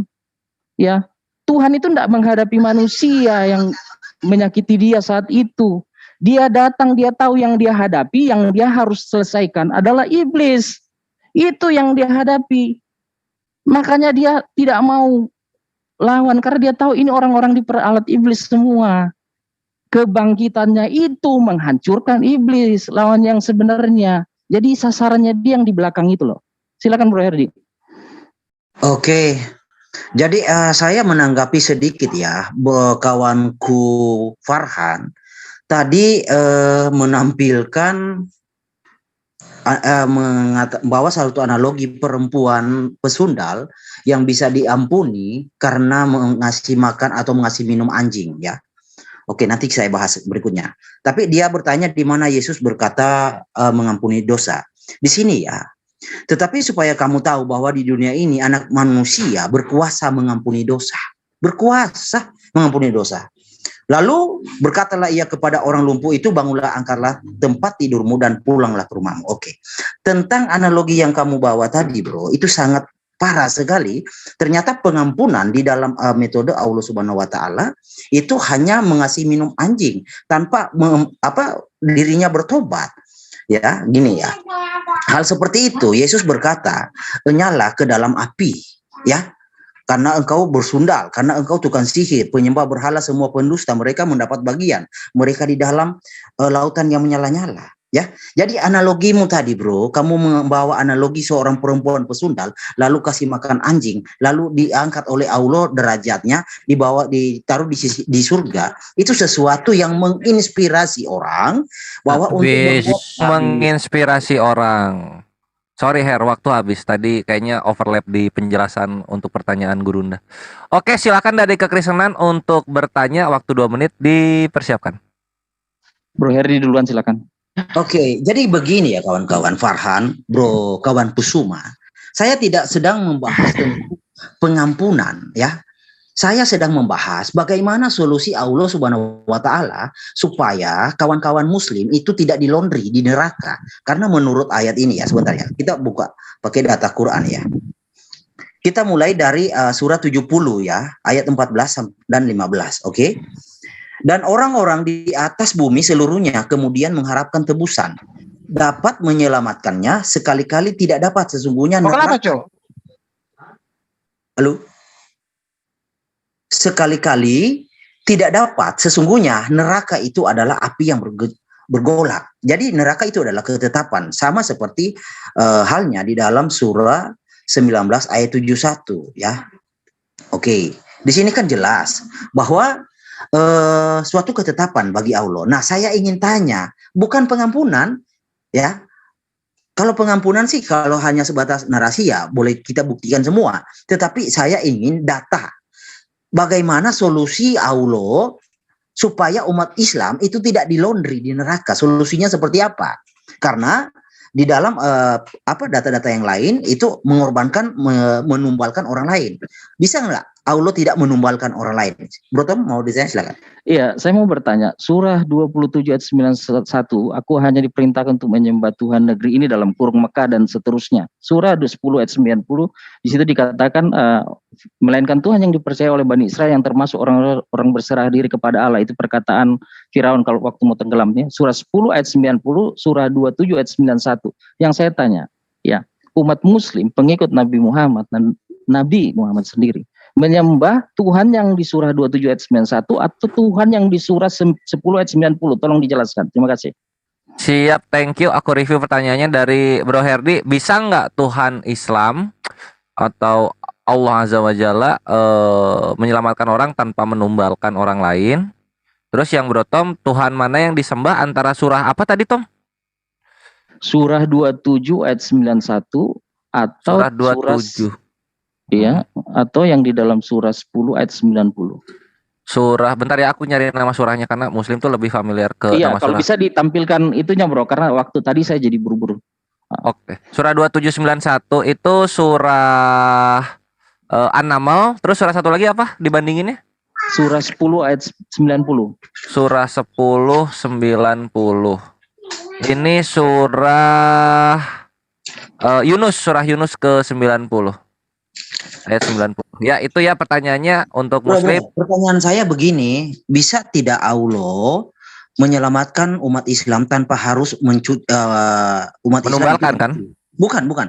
Tanpa harus dicuci dosanya di neraka dan tanpa harus menumbalkan. Dua itu pertanyaannya. Oh gitu, jadi bercabang. Ya, tanpa menumbalkan atau tanpa mencuci di neraka. Itu yang Herdi. Aku rasa ini pertanyaan yang familiar yang sering dilontarkan. Jadi Muslim udah menangkap. Waktu akan berjalan ketika narasumber Muslim menjelaskan. Silahkan Gurunda kami. Silakan Ahi Farhan. Oke, terima kasih Gurunda. Jelas Herdi membawa sebuah ayat yang saya sudah duga, yaitu ambigu, anak manusia. Jelas saya meminta Yesus, karena ketika dia meminta kata Allah, saya memberikan kata Allah di dalam Quran surat Az-Zumar 53 dan 54 ya. Jadi netizen mungkin akan paham ya, ambigu di situ. Anak manusia di dalam Daniel juga disebut anak manusia. Apa itu merujuk pada Yesus? No. Jadi Anda jangan ambigu. Yang saya minta adalah kata Yesus. Tidak ada kata Yesus mengampuni. Ya, jadi terjadi sebuah ambigu di sini jawaban Herdi. Sebentar, timer pause. Siapa sih? Ada pakai Zoom. Harry noise. Moderatornya Kristen lagi. Ya, silakan lanjut. Oke, saya lanjut ketika pertanyaan, apakah Allah sanggup untuk atau mampu untuk memasukkan surga tanpa melalui sebuah pencucian? Saya memberikan sebuah Quran surat An-Kabut ayat 58. Saya bacakan aja. A'udzubillahi minasyaitonirrajim. Bismillahirrahmanirrahim. Orang-orang yang beriman dan mengerjakan kebajikan, sungguh mereka akan kami tempatkan pada tempat-tempat yang tinggi di dalam surga. Artinya bagi muslim, dunia ini adalah ujian. Bagaimana mungkin kita mau lulus tanpa melalui ujian? Nah, Al-Qur'anul Karim di sini mengatakan bahwa Allah lah yang pemilik surga. Artinya tanpa melewati neraka pun, ketika Allah memberi rahmat kepada dia seperti dalam kepada umatnya, seperti dalam Quran surat An-Kabut ayat 58, berhak untuk masukkan ke surga. Di sini ada kata Allah. Bagaimana dengan Yesus? Nah, saya balik lagi nanti ya pertanyaannya. Mampukah dia memberikan ke surga? Kata Yesus. Ingat, bukan anak manusia, bukan firman, tetapi kata Yesus. Jangan ambigu sama saya. Anak manusia yang kamu bawa itu jelas merujuk bukan kepada Yesus. Ya, nama Yesus yang saya minta, Herdi, bukan anak manusia. Saya memberi jawaban Anda dengan clear. Kata Allah di sana mengampuni dosa, tetapi Anda menggunakan kata anak manusia. Di bilangan 23, Allah Tuhan itu bukan manusia dan bukan anak manusia. Berarti Yesus bukan Tuhan dan tidak mempunyai kekuasaan untuk mengampuni dosa atau memasukkan orang ke dalam surga. Silakan Gurunda. Iya, jadi pertanyaan saudara Tom. Alhamdulillahirabbil alamin. Segala puji bagi Allah, Tuhan seluruh alam. Jadi kalau dikatakan Tuhan negeri Mekah, itu ada asbabul nuzulnya. Karena orang-orang Mekah itu, kabilah-kabilah memiliki sembahan-sembahan berdasarkan wilayah daripada mereka. Kabilah ini, nama Tuhannya ini, kabilah ini, nama Tuhannya ini. Jadi Mekah itu mereka bagi-bagi. Nah, sehingga turun ayat suci Al-Quran yang Anda bawa tadi. Ketika Anda bertanya, apakah Tuhannya umat Islam itu sama dengan Tuhannya Bani Israel? Ya samalah. Baca Kejadian 49. Aku akan menjadi Tuhanmu, Tuhan anak-anakmu, Tuhan keturunanmu secara turun-temurun. Sama itu. Makanya Al-Quran menerangkan, Alhamdulillahirabbil alamin. Segala puji bagi Allah Tuhan seluruh alam. Innani anallah, la ilaha illa ana. Sesungguhnya aku ini adalah Allah, tidak ada Tuhan selain aku. Jadi yang kami sembah itu adalah Allah yang menyatakan diri kepada nabi-nabi sebelumnya, yang kemudian menyatakan diri kepada baginda Rasulullah Muhammad SAW. Nah, terkait dengan Yesus yang Anda katakan mengampuni dosa, Anda baca dong kitab Anda. Anda teliti dong baik-baik. Bagaimana kemudian ketika Yesus mengatakan bahwa kedatanganku adalah sebagai pertanda, sebagai tanda mujizat yang diberikan oleh Tuhan kepadanya. Dia sebagai perantara. Dia bukan Tuhan itu sendiri. Dia hanya perantara untuk membuktikan keberadaannya bahwa dia ini adalah utusan Tuhan. Apa yang ia lakukan adalah apa yang digambarkan oleh Tuhan untuk ia lakukan. Baca kitab Anda sendiri. Kisah Para Rasul 2 nomor 22. Di situ jelas dikatakan bahwa Tuhan mengutus Yesus sebagai perantara untuk melakukan mukjizat, tanda-tanda, dan juga kekuatan-kekuatan. Jadi tidak ada itu Yesus itu adalah Tuhan. Ya tidak ada. Dia menghidupkan orang mati atau apapun itu hanya sebagai perantara Tuhan yang dinyatakan Tuhan kepada dia. Sama seperti kisah Para Rasul 3 nomor 20. Agar Tuhan mendatangkan waktu kelegaan dan mengutus Yesus dari semula untuk diperuntukkan bagi kalian sebagai Kristus. Jadi dia hanya diperuntuk untuk apa? Dia didatangkan oleh Tuhan menjadi Kristus bagi Bani Israel, menjadi orang yang diurapi bagi Bani Israel, tidak lebih dan tidak bukan. Nah, untuk itulah kemudian Anda mengatakan Yesus itu Tuhan. Ya, yang mati itu adalah manusianya. Di sini logikanya yang saya minta. Yesaya 45 nomor 6, tidak ada yang di luar aku. Sementara Yesus itu di luar Tuhan, berarti Yesus itu bukan Tuhan. Inilah yang saya katakan, Yesus menjadi Tuhan karena kalian yang melantik. Kalian yang melantik anak Maria secara tidak sah menjadi Tuhan. Sementara dia justru sibuk menuhankan Allah Subhanahu wa taala. Demikian. Masya Allah. Ya, waktu pas dengan apa yang disampaikan oleh Muslim terhadap pertanyaan dari kekristenan. Sebelum kita masuk ke putaran ketiga ya Ikhwa, ini berarti dari Islam sekarang akan bertanya kepada kekristenan. Tolong itu dipersediakan dulu tempat untuk Yohana Archid ya. Yohana Archid ini mau mualaf karena beliau ini sangat menyukai sekali Kores dalam penginjilannya gitu. Thank you. Sekarang kita masuk ke pertanyaan dari Muslim. Waktu dan tempat kami persilakan. Tafadhol. Iya. Jadi gini, sedikit Akhi Farhan saya duluan ya. Silakan Gurunda, silakan Gurunda. Oke. Di dalam kitab Anda coba Anda lihat di Yohanes 9 ya. Di Yohanes 9 ayat nomor 1 sampai nomor 4 apa yang diterangkan oleh Yesus di situ. Anda baca dengan teliti.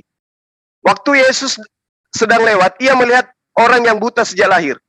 Murid-muridnya bertanya kepada Yesus, "Rabi, siapakah yang berbuat dosa, orang ini sendiri atau orang tuanya, sehingga ia dilahirkan dalam keadaan buta?" Jawab Yesus, "Bukan dia dan bukan juga orang tuanya, tetapi karena pekerjaan-pekerjaan Tuhan, pekerjaan-pekerjaan Allah harus dinyatakan di dalam dia." Jadi bukan karena orang tuanya, bukan juga karena dia, tetapi karena pekerjaan Tuhan yang harus dinyatakan dengan dia. Pekerjaan inilah yang menyebabkan aku diutus. Pekerjaan inilah yang menyebabkan aku diutus. Jadi Yesus itu diutus untuk menyembuhkan orang sakit, lalu mengatakan dosamu telah diampuni, bukan berarti Yesus itu adalah Tuhan. Yesus itu hanya melakukan pengobatan saja. Karena siapa yang sakit, itulah yang diobati oleh. Pertanyaan saya, kalau dikatakan tidak ada Tuhan di luar aku, Yesus yang manusia ini, sisi kemanusiaannya kemana? Silakan. Oke, saya sambung pertanyaannya di Matius 20:23. Perhatikan ya, saya bacakan.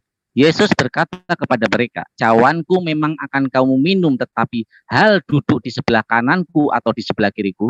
Underline, tetapi hal duduk di sebelah kananku atau di sebelah kiriku, aku tidak berhak memberikannya.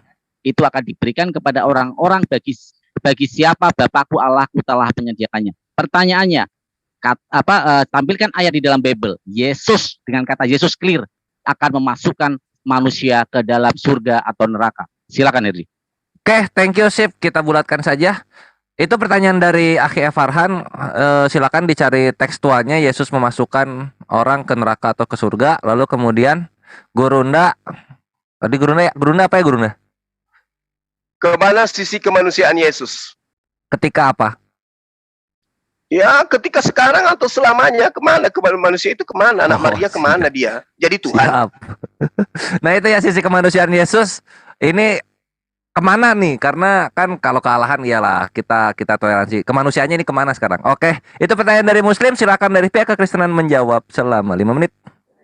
Ya, Bang Suma, ya tubuh Yesus itu ya kalau baca ya Yesaya 8, 14 sampai seterusnya, ya itu disebut sebagai bait Allah. Jadi Allah yang adalah roh itu bersemayam di situ, ya.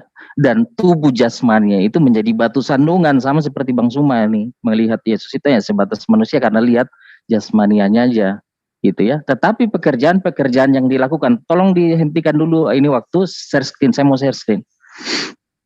Ya, timer pause, silakan share screen. Bro Herdi, bisa dibantu nggak bro? Boleh.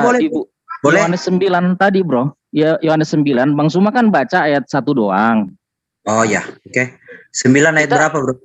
Ayat 38 bro.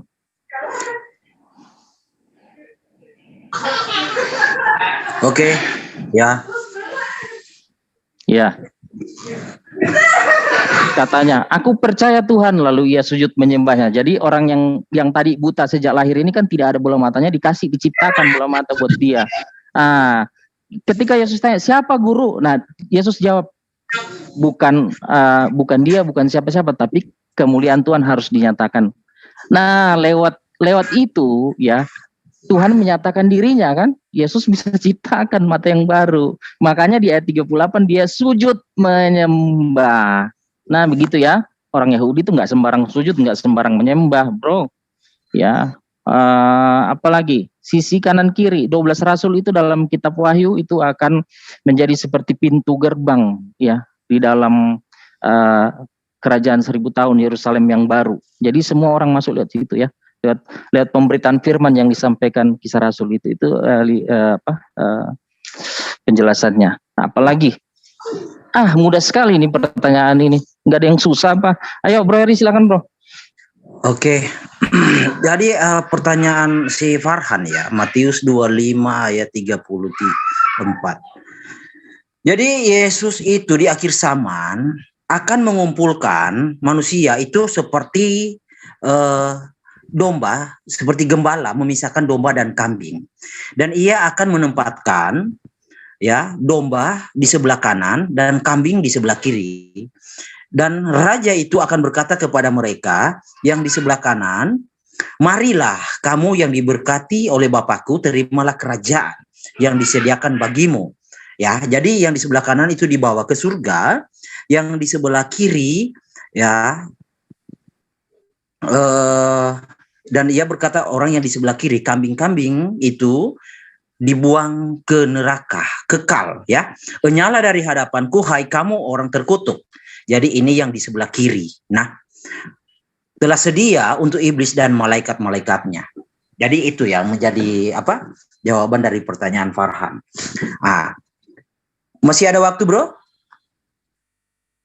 Halo? Banyak 2 menit itu.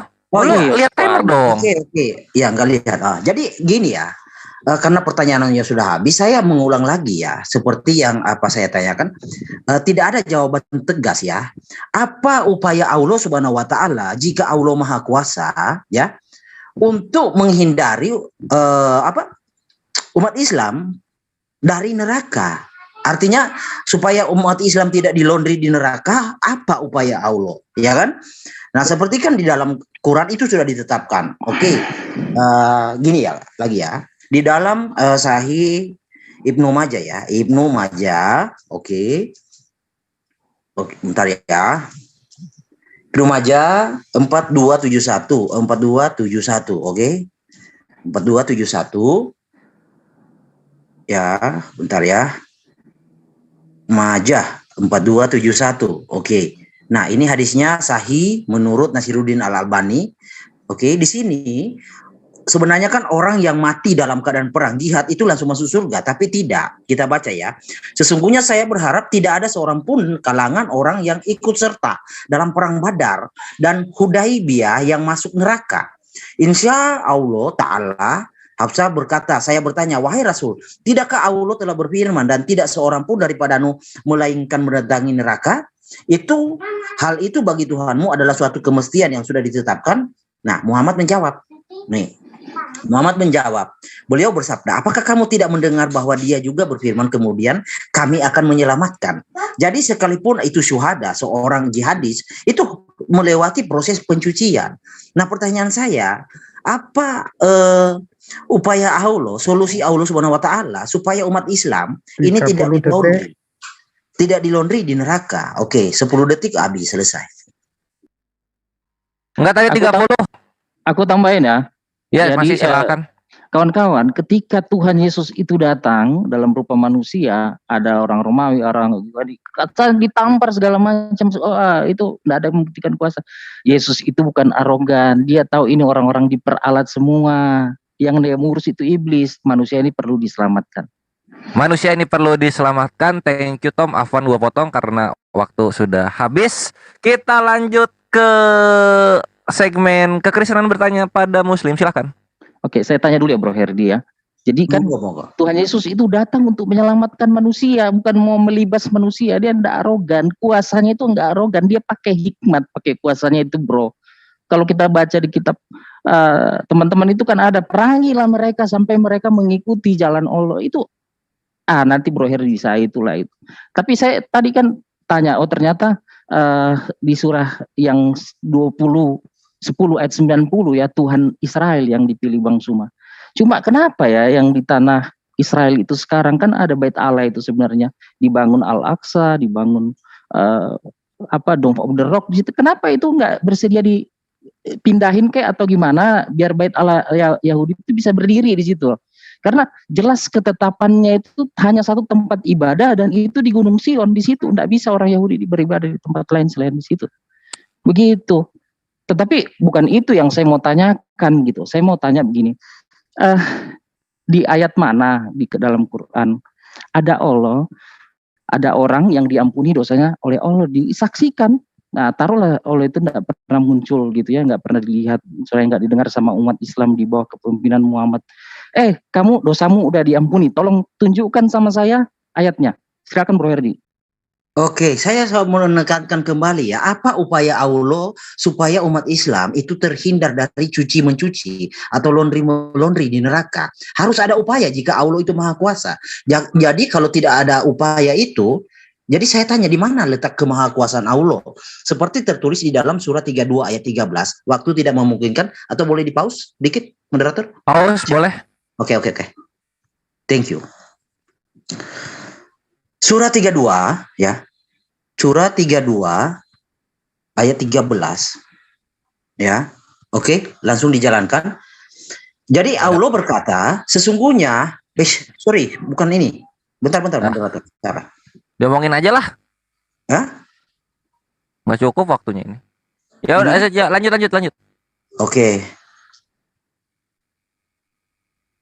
Oke, iya, udah ada jalan kan. Sesungguhnya akan aku penuhi neraka jahanam itu dengan jin dan manusia. Ya. Apa upaya Allah? Pertanyaan saya, apa upaya Allah untuk menghindari umat Islam itu tidak dilondri di neraka? Upayanya apa? Kalau Allah itu maha kuasa, harus ada solusi dong. Jangan pasrah di laundry di neraka. Oke, lanjut. Oke, timer habis. Thank you pertanyaannya. Upaya dari Allah agar manusia tidak masuk neraka. Oh gitu ya pertanyaan. Lalu yang Tom itu tadi apa ya Tom ya? Lupa. Tom. Minta ayat Bro yang Allah berfirman langsung kepada salah satu umat, misalnya si Hasan atau si Abdul atau siapa kayak gitu. Oh, dosamu sudah diampuni gitu ya? Iya. Oh, umat semua lihat, dengar gitu. Oke, sama siap. Seperti Yesus waktu bicara begitu. Iya. Nah itu ya, jadi yang Tom, mana ayat Allah mengatakan bahwa dosa si fulan ini sudah diampuni, dan Malik mana upaya Allah agar manusia tidak masuk neraka begitu ya? Muslim pasti sudah bisa menjawab hal ini, maka tafadhol Gurunda dan Akhin Evaran untuk menjawab. Gurunda mohon izin untuk membalas logikanya si Yeti. Saya share screen, jangan dijalankan dulu waktunya. Di dalam Matius 25, saya ini orang yang teliti, dia pikir iya itu adalah Yesus, padahal di sini menceritakan tentang seorang raja ya. Oke, saya akan share screen di ayat Matius 25. Tolong diperhatikan Herdi di situ ya. Ayat 25:33, dan ia akan menempatkan domba-domba di sebelah kanannya dan kambing-kambing di sebelah kirinya ya. Dan raja itu, ingat, raja itu, ini yang berkata Yesus loh. Dan menuju kepada orang entitas yang berbeda, dan raja itu berkata kepada mereka yang di sebelah kanannya adalah kamu akan dimasukkan dalam surga ya, dan yang sebelah kirinya di dalam neraka. Yesus tidak pernah, raja itu, apakah mungkin ketika saya berkata, hei kamu, saya menunjuk Bang Slayer yang akan kanan atau kiri, menunjuk raja itu. Ingat, saya teliti dalam hal ayat, jadi jangan berakrobat ria kamu di depan saya, hancur lebur logika kamu. Mana kata Yesus di sini? Bahkan satu perikop Matius 25, temukan kata Yesus. Temukan kata Yesus. Saya sudah baca semua. Tidak ada kata Yesus di situ. Di sini Yesus bercerita dan dia merujuk kepada raja itu. Dor. Yang kedua, ketika kita menarasikan ketika Allah Subhanahu wa taala, ini kepada Tom ya, kepada Tom, kamu seperti menjustifikasi kalau Tuhan kami adalah kelihatan. Bukan Tom. Tuhan kami tidak seperti itu. Kamu kan meminta kan? Padahal sudah saya kasih ayat Az-Zumar ya, Quran surat Az-Zumar 53 54. Di sana dikatakan Allah mengampuni dosa.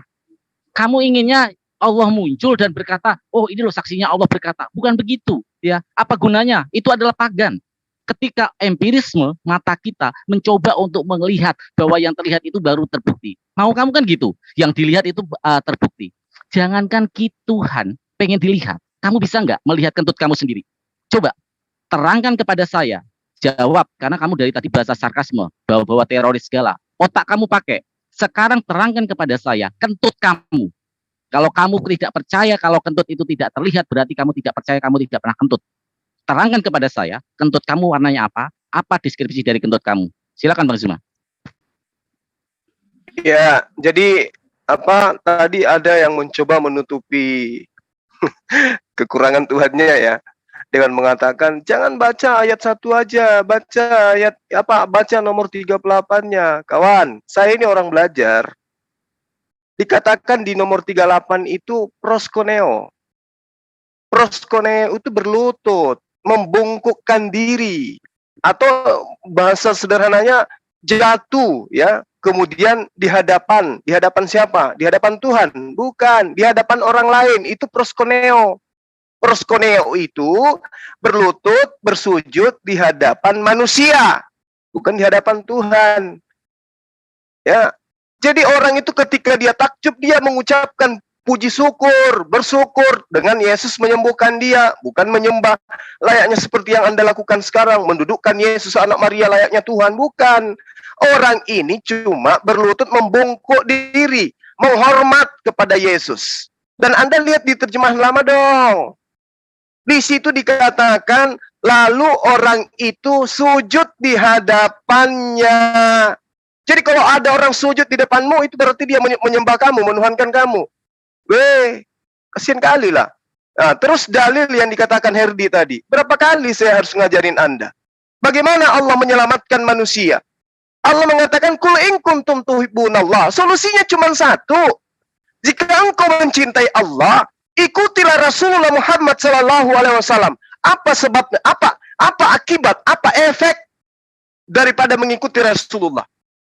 Di situ diterangkan, ketika engkau mengikuti Rasulullah Muhammad SAW, maka Allah akan mencintaimu. Kalau Allah pencipta langit dan bumi ini mencintai kita, apa ia masih mau memasukkan kita ke dalam neraka? Dan dikatakan di situ, dan Allah selain mencintaimu, juga mengampuni dosa-dosamu. Jadi kalau kita dicintai, lalu kemudian diampuni dosa-dosa kita, apalagi alasannya kita mau dimasukkan ke dalam neraka? Sementara neraka itu tempatnya orang kufur, orang yang tidak diampuni dosa-dosanya. Pakai logika dong, ini dalil. Ini dalil. Kemudian Allah menerangkan dalam Al-Quran, "Innallaha yuhibbul tawwabina wa yuhibbul mutatahhirin." Allah menyukai orang-orang yang selalu bertaubat dan menyukai orang-orang yang selalu mensucikan diri. Lah kami, siang hari kami bertaubat. Jadi apa yang kemudian diterangkan oleh Al-Quran sangat jelas. Ikutilah aku, kata Rasulullah. Maka Allah akan mengampuni segala dosa-dosamu. Allah akan mencintaimu. Ya kalau pencipta alam semesta ini mencintai kita, mau kayak mana lagi? Sementara kalian, dicintai atau tidak? Tidak. Diusir kalian, yang bermujizat, bernubuat, mengusir setan demi nama Yesus, diusir dan dianggap sebagai pelaku kejahatan. Belum paham juga.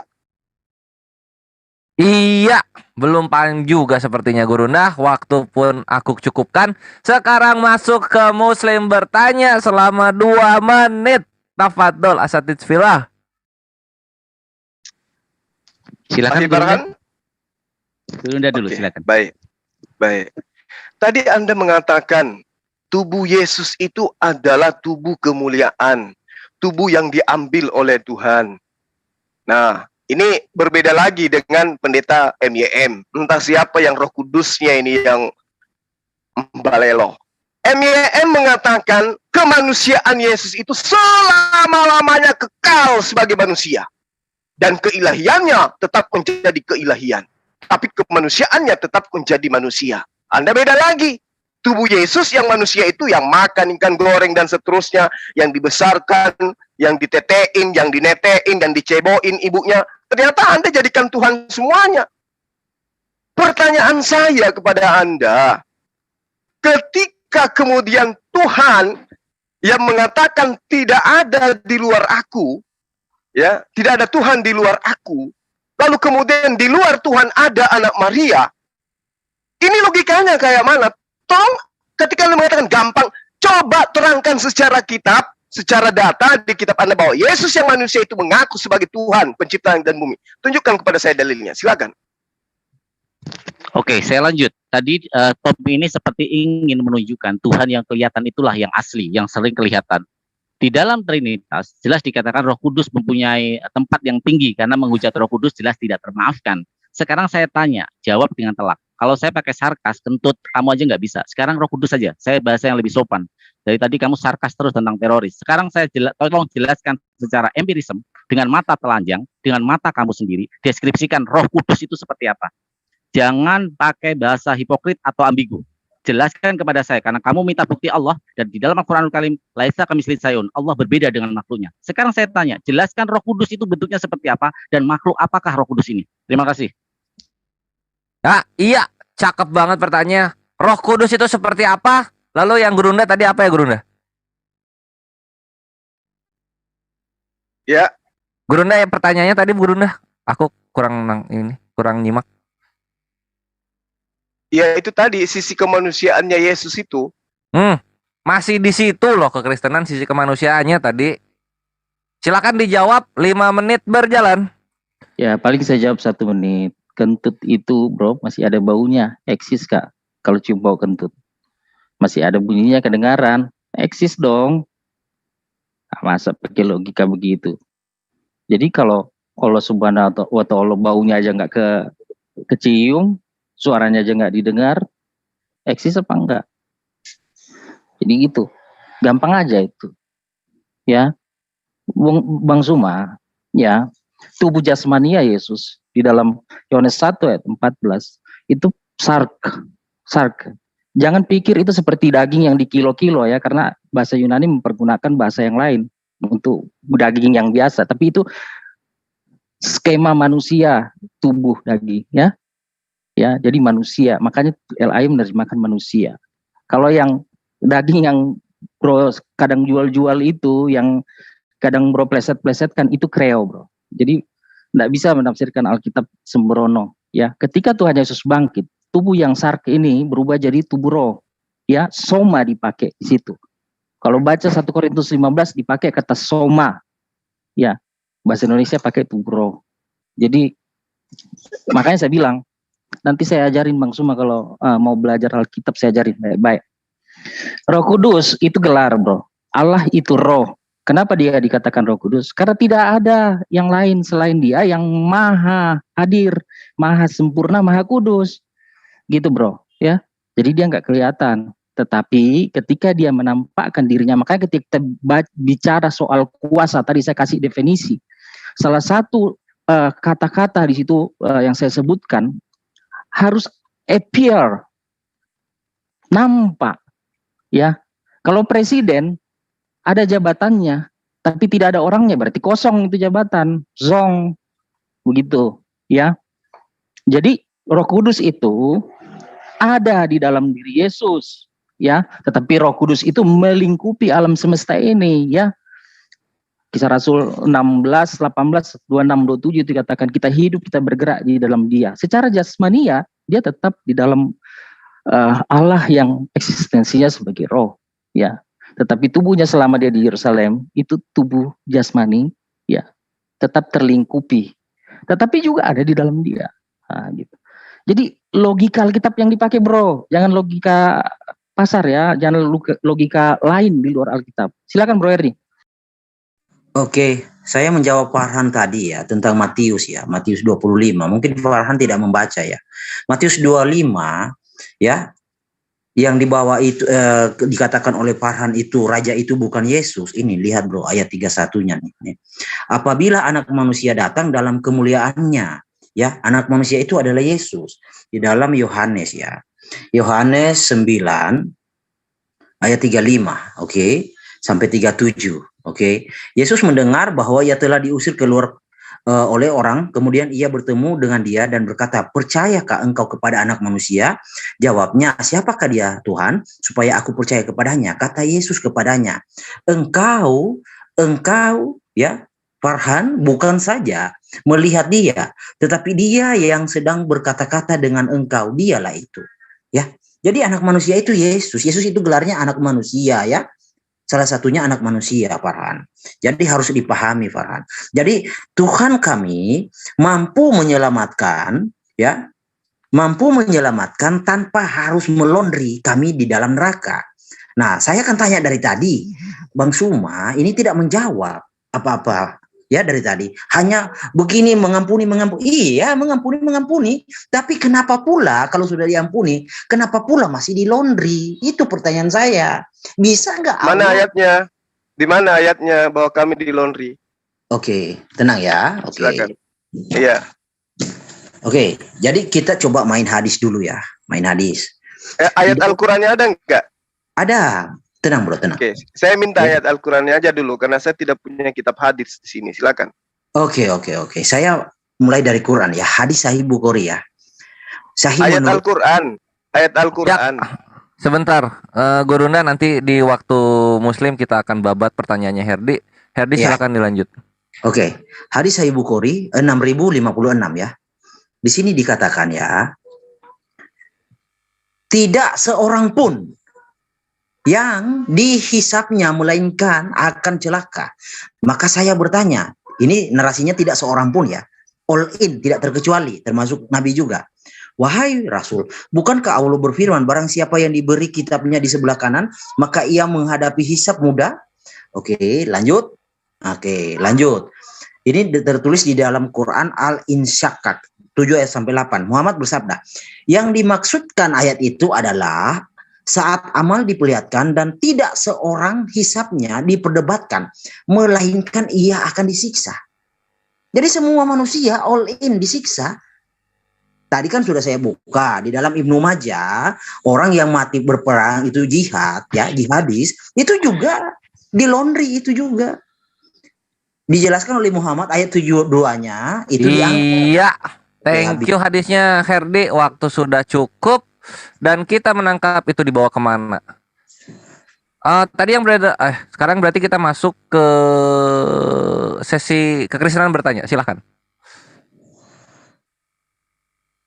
Silakan Bro Tom. Iya, jadi Allah Israel tapi disembah di Mekah gitu ya.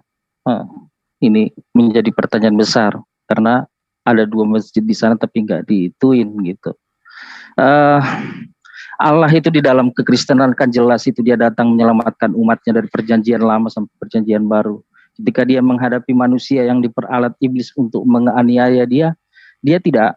Waktu baca Yohanes ya, ketika datang itu mau ditangkap, mana Yesus? Dia, akulah dia, rebah semua. Sampai 2 kali itu mereka rebah. Yang ketiganya bilang, lepaskan anak semua ini, kamu boleh bawa saya. Baru dia bisa ini. Jadi dia tahu yang dihadapi musuhnya gitu ya, iblis. Bukan manusia, baik yang mau nangkap dia, baik yang mau menihar dia, itu bukan musuhnya. Tapi dia mengasihi semuanya dan memberi mereka kesempatan bertobat. Saya mau tanya kepada kawan-kawan muslim, bagaimana cara Allah ya menunjukkan kasihnya kepada umat muslim menunggu mereka bertobat? Apa pengorbanan apa yang dilakukan? Oke, itu pertanyaannya. Ya, Her, silakan. 1 menit lagi tuh. Oke. Ayat Qurannya kan sudah saya buka tadi di dalam surat 32 ayat 13 bahwa neraka itu Allah akan memenuhi neraka dengan manusia. Surah 19 ayat 71 Allah akan memasukkan semua manusia ke neraka. Surat 71 ayat 14 dan 15 ya, tidak ada yang bisa menebus dirinya, semua neraka. Nah, di sini juga saya tambahkan An-Anfal ayat 24. Hai orang-orang beriman, penuhilah seruan Allah dan Rasulnya. Apabila Rasul menyeru kamu kepada suatu yang memberi kehidupan kepada kamu, ketahuilah sesungguhnya Allah membatasi antara manusia dan hatinya, dan sesungguhnya kamu yang dikumpulkan. Nah, ayat 25-nya ya. Oke, dan pelihara dirimu dari siksaan yang tidak khusus menimpa orang-orang yang salim saja di antara kamu, dan ketahuilah bahwa Allah Ya, langsung pertanyaannya. Ini kan saya membuktikan umat Islam itu di laundry. Saya bertanya, bagaimana caranya jika Allah itu maha kuasa, ya, umat Islam itu tidak di laundry? Itu bagaimana caranya? Ada nggak solusinya? Kalau thank you. Allah itu maha kuasa. Oke, lanjut. Siap. Timernya sudah habis, Herdi overlap. Tadi nggak ada kata-kata di laundry, berarti ya kalau Herdi menyimpulkan hal tersebut. Sekarang kita akan mendengarkan jawaban dari para mujahidin Ghazwul Fikr Muslim. Tafadhol Asatid Filah. Oke, saya dulu ya, Gurunda ya. Saya dulu sebentar. Oke. Dari tadi narasi yang dibawa Herdi adalah anak manusia, anak manusia, anak manusia. Saya biarkan sengaja dia bersalto ria dengan anak manusianya, ya. Sekarang kita bawa ke dalam bilangan 2319. Izinkan saya untuk share screen dan waktu di stop dulu. Ya, timer stop. Jadi dia biar tidak ini ya, biar tidak ambigu dianya. Sebentar. Selalu tadi dia bilang anak manusia, anak manusia. Nah, di dalam bilangan 2319 ya. Allah bukanlah manusia sehingga ia berdusta, bukan anak manusia. Pasti dia akan bersatu ria lagi. Oh, itu adalah bahasa aslinya begini-begini. Padahal yang dia bawa tadi anak manusia bahasa Indonesia. Artinya kalau dia memakai logika yang sehat, di sini jelas Tuhan bukan anak manusia, Allah bukan anak manusia. Jadi menampar dia sendiri. Berarti dia membuktikan bahwa Yesus anak manusia bukanlah Tuhan, ya. Itu yang pertama Herdi ya. Jadi jangan bersalto ria di depan saya. Saya selalu mengingatkan, jangan bahasa sarkasme dengan saya, karena saya paling ahlinya sarkasme. Jadi kalau Anda mengatakan masjid-masjid tadi kenapa Yahudi tidak bisa membangun masjid, coba jelaskan kepada saya berapa banyak masjid yang dibakar di dalam Cordova yang di kekejaman dari Raja Ferdinand dan Ratu Isabel. Bagaimana ketika kekristenan dengan membantai begitu banyak jutaan manusia. Jadi Anda jangan sarkasme sama saya. Kekejaman, tidak ada sejarah kekejaman selain Kristen ketika menyebarkan agamanya. Tidak pernah ada. Bahkan Ken Armstrong dalam bukunya Muhammad, The Prophet Our Time mengatakan kekejaman paling kejam yang dilakukan adalah ketika sebuah doktrin agama membunuh beberapa suku asli dan menghilangkan. Jangan sarkasme sama saya, Tom. Kalau mau debat tentang kekejaman Kristen, lawan saya. Terima kasih, silakan Gurunda. Baik. Jadi yang pertama ya, Saudara Herdi, diterangkan di dalam Al-Quran seperti yang engkau tuduhkan itu. Sebenarnya yang diceritakan di surah Maryam ayat 72 itu, 71 itu adalah Kristen, orang-orang kafir. Wa yaqulul insanu aidza ma mittu la saufa ukhraju hayya. Dan orang kafir itu berkata, betulkah apabila aku telah mati, kelak aku sungguh-sungguh akan dibangkitkan hidup kembali? Nah, ini di ayat 72-nya berkesinambungan sampai ke ayat 71. Wa im minkum illa wariduha. Di antara orang-orang kafir itu tidak ada seorang pun di antara mereka yang tidak akan mendatangi neraka. Hal itu adalah kepastian bagi Allah. Jadi ini ditetapkan untuk kalian. Adapun ayat yang kamu gunakan di dalam surah Al-Anfal ayat 25 ini, wattaqu fitnatal la tusibannal ladzina zalamu. Ini untuk orang-orang yang zalim. Dan peliharalah dirimu daripada siksaan yang tidak khusus menimpa orang-orang yang zalim. Jadi, pertama, neraka itu dikhususkan kepada orang-orang yang zalim. Siapa yang zalim ini? Mereka yang menyembah kepada sesamanya manusia, di mana manusia ini justru kedatangannya mengajarkan Bani Israel menyembah kepada Allah. Mereka sudah tahu Tuhan tidak pernah dibentuk. Mereka sudah tahu Tuhan tidak pernah mungkin mati. Tuhan tidak mungkin dihidupkan. Mereka sudah tahu.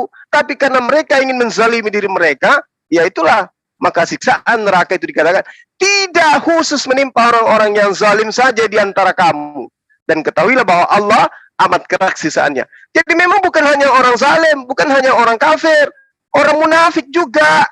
Orang Islam yang memiliki dosa, yang kemudian dia tidak bertaubat, itu juga akan masuk ke dalam neraka.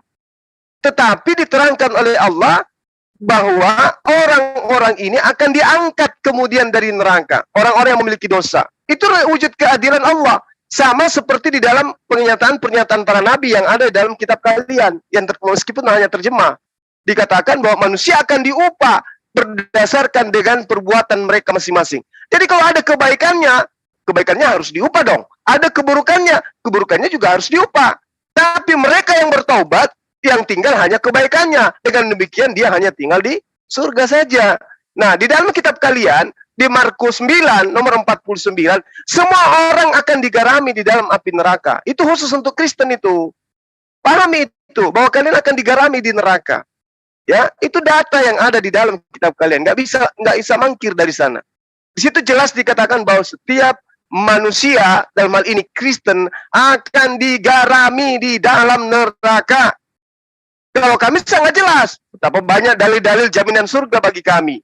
Ya, aku jaminkan kepada aku 6 hal, aku jaminkan surga kepada kalian. Itu kata Rasulullah. Dan dikatakan semua umat manusia akan masuk ke dalam jannah. Siapapun yang mengatakan la ilaha illallah dengan keyakinan yang penuh bahwa tidak ada Tuhan selain Allah.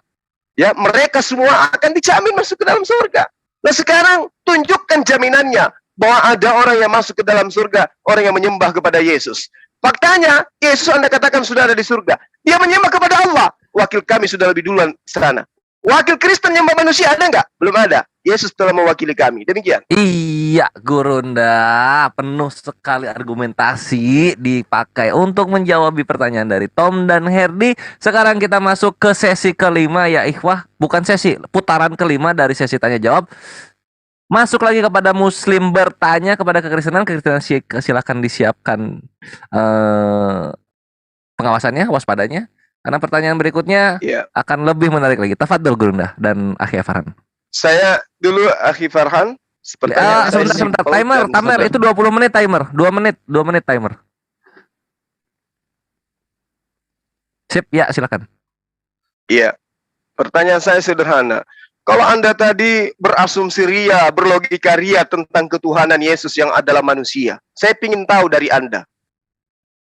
Apakah Tuhan itu punya opung, punya nantulang, punya paman, punya bibi, punya om, punya kakek? Kalau Tuhan Anda punya nantulang, punya opung, punya tante, punya bibi, ini konsep dari mana? Tapi kalau Anda mengatakan tidak, lalu mau kayak mana lagi? Yesus itu berasal dari darah daging Maria.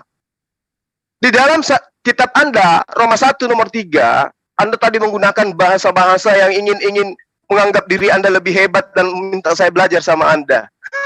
Kebalik. Di dalam kitab Roma dikatakan Yesus itu berasal dari sperma Daud. Artinya berasal dari benih Daud. Artinya dia berasal dari daging. Artinya dia punya opung, dia punya kakek, dia punya enam tulang, dia punya ponaan, dia punya tante. Tante. Jawab kepada saya. Di mana ada pengajaran para nabi, Tuhan itu punya silsilah? Jawab. Silakan. Terima kasih Gurunda, akan saya teruskan dengan membakar logikanya Pak Tom ya, yang merasa paling pintar. Tadi dia bertanya ketika Allah harus bereksistensi dan dilihat oleh umatnya, ya. Jelas semua orang mendengarkan. Tetapi ketika saya bertanya tentang Roh Kudus, silatnya mulai keluar, jungkir baliknya Saltorias mulai keluar. Oh, dia tidak terlihat tapi menguasai. Sekarang pertanyaannya yang akan menggelitik Anda lagi, tunjukkan saya Roh Kudus menguasai seluruh alam semesta dan menciptakan alam semesta. Dan kentut, kamu tadi memakai analogi, saya mengatakan deskripsikan, artinya dilihat, bukan bunyi. Ada kentut yang tidak berbunyi dan tidak berbau, tetapi dia kentut. Kamu bisa melihat nggak? Ya, jadi jangan sok pintar di sini, apalagi di Roh Muslim. Tunjukkan kepada saya ayat Roh Kudus yang menciptakan langit dan bumi. Karena Anda mengatakan Roh Kudus tidak kelihatan, tapi dia menguasai langit dan bumi. Kalau Anda balikan kepada saya, thank you, Farhan. Terima kasih. Pertanyaannya sudah ditangkap. Tunjukkan di mana Roh Kudus menciptakan bumi. Dan yang Gurunda adalah ajaran Yahudi di mana yang mengajarkan Tuhan punya silsilah. Silakan kekristenan menjawab. Waktu dipersilakan. Oke, bro. Halo. Oke, saya duluan ya. Tentang silsilah. Jangan terguncang, Tom ya. Tom, jangan terguncang ya. Terguncang? Maksudnya? Timer, pause dulu timer. Ini Tomnya kemana ya? Tomnya kok ini? Saya lempar keluar barusan. Ya, bro mau jawab atau gimana? Pertanyaannya udah dapat belum tadi yang dibilang Ayub 33 ayat 4, Roh Allah telah membuat aku dan nafas yang kuasa membuat aku. Ya udah. Oke, timer udah jalan langsung. Itu ya Bro Farhan ya. Ayub 33 ayat 4.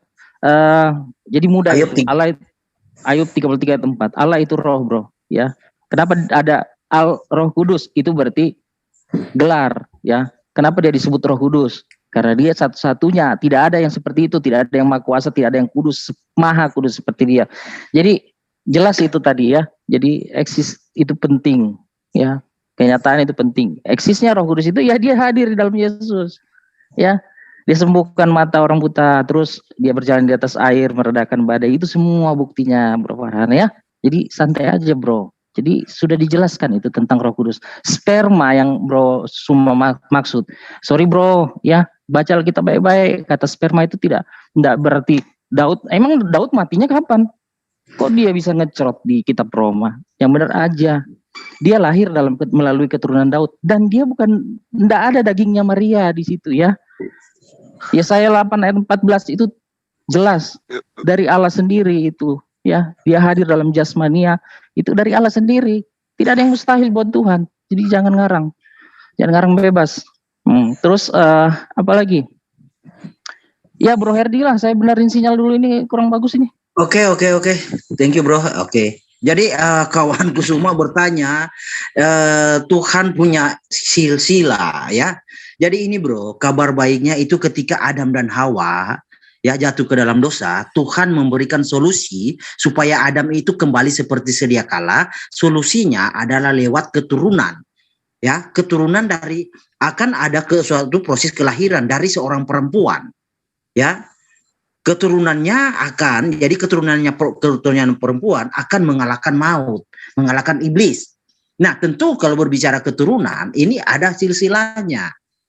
Tetapi dia lahir bukan dari benih suami istri, tapi Roh Kudus, ya. Di dalam Matius 1 dijelaskan di sana bahwa Roh Kudus menaungi Maria, ya.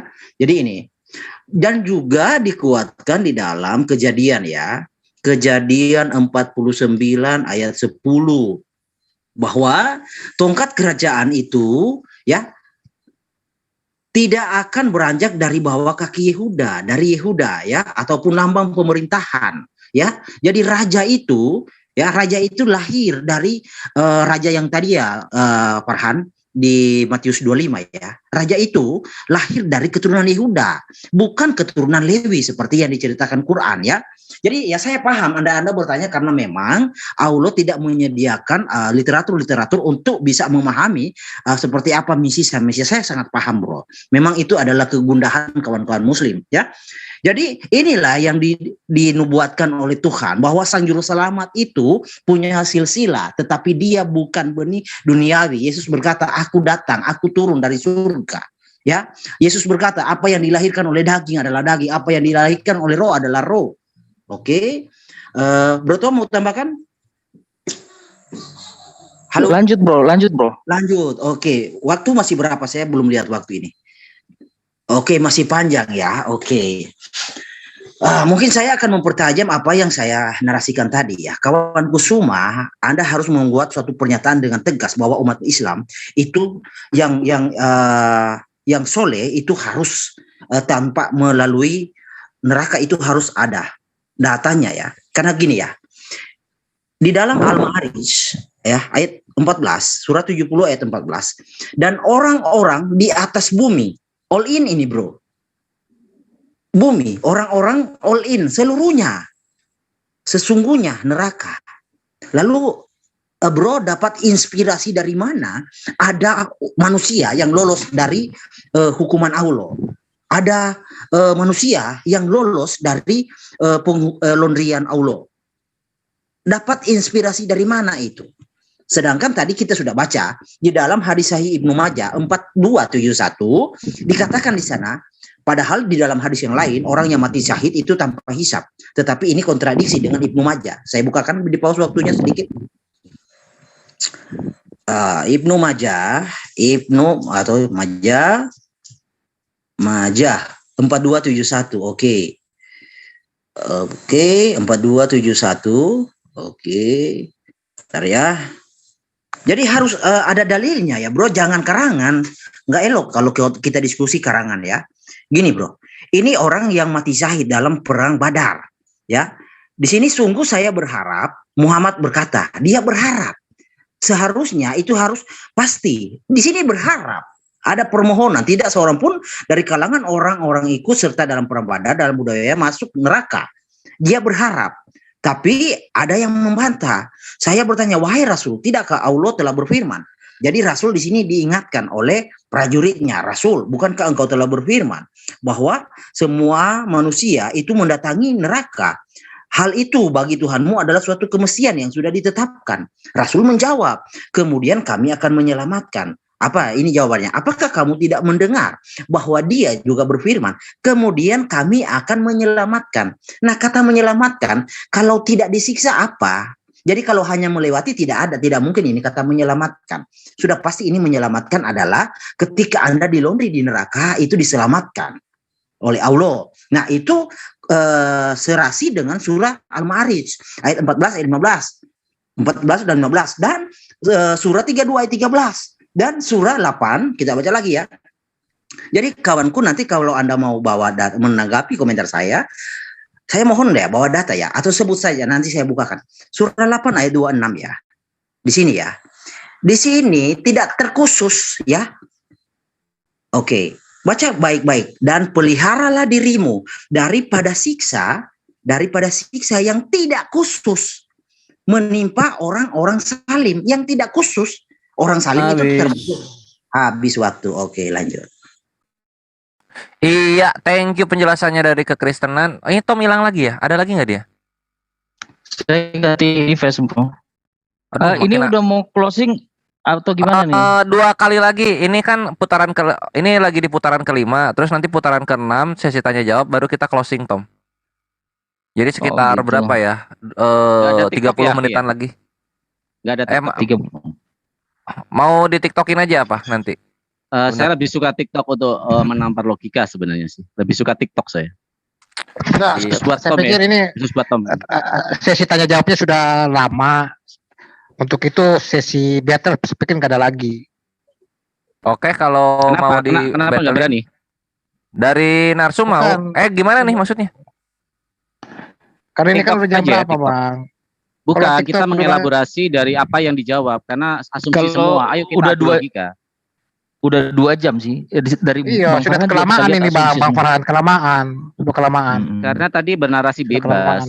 Roh Kudus adalah sama aja. Sudah kelamaan Bang Farhan. Sudah kelamaan. Gak berani ya? Gak berani untuk dilanjut. Nanti kita hatu aja, Bro, Bang Farhan. Kapan nanti dijadwal. Nanti kami jadwalkan sebentar Bang Farhannya. Mohon ditahan dulu. Dilanjutkan Bang Anu. Iya siap, thank you ya. Jadi sama gue juga sepakat ini kalau misalnya di battlein juga kepanjangan. Tapi tetap ya kita menjalankan yang regulasi yang awal yaitu 6 kali battle. Jadi ini yang kelima, kekristenan bertanya, Muslim menjawab, baru 1 kali lagi tanya jawab, baru nanti kita closing. Silakan dari kekristenan untuk nggak ada partisipan, nggak ada bertanya. Kalau aku moderator nggak ada partisipan bertanya. Ya silakan untuk kekristenan bertanya 2 menit.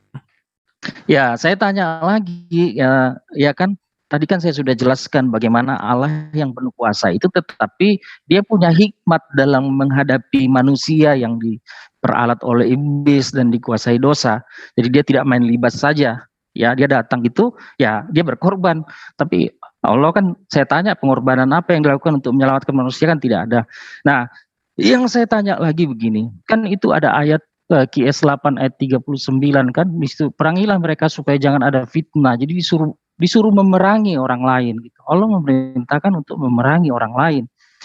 Kalau Yesus datang dia korbanin dirinya walaupun dia diserang, walaupun dia ya udah saya korban deh karena dia tahu ini orang-orang yang mau dia selamatkan, tapi itu. Nah, saya mau tanya gitu loh kawan-kawan.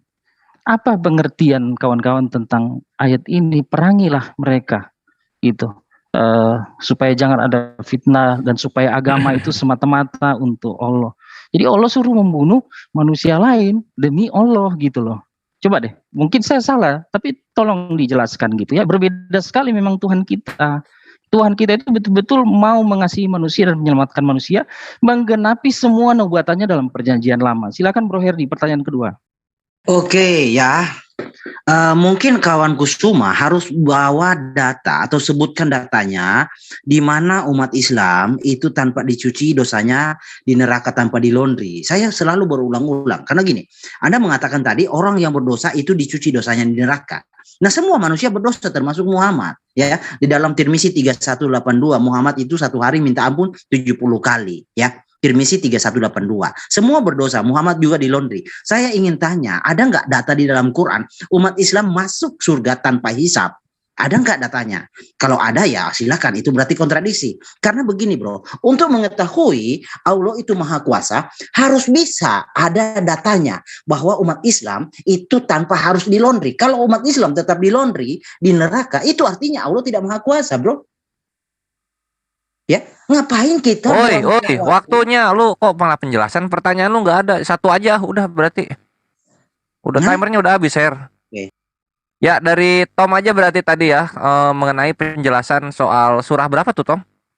Loh, tadi pertanyaan saya, Bro? Gak, itu ada pertanyaannya, Bang. Ada. Saya udah tangkap pertanyaan Herdi. Saya udah tangkap pertanyaan Herdi. Pertanyaan berulang yang memang nggak bisa masuk di otaknya jawabannya. Oh, ya udah tuh. Biar saya jawab punya Herdi.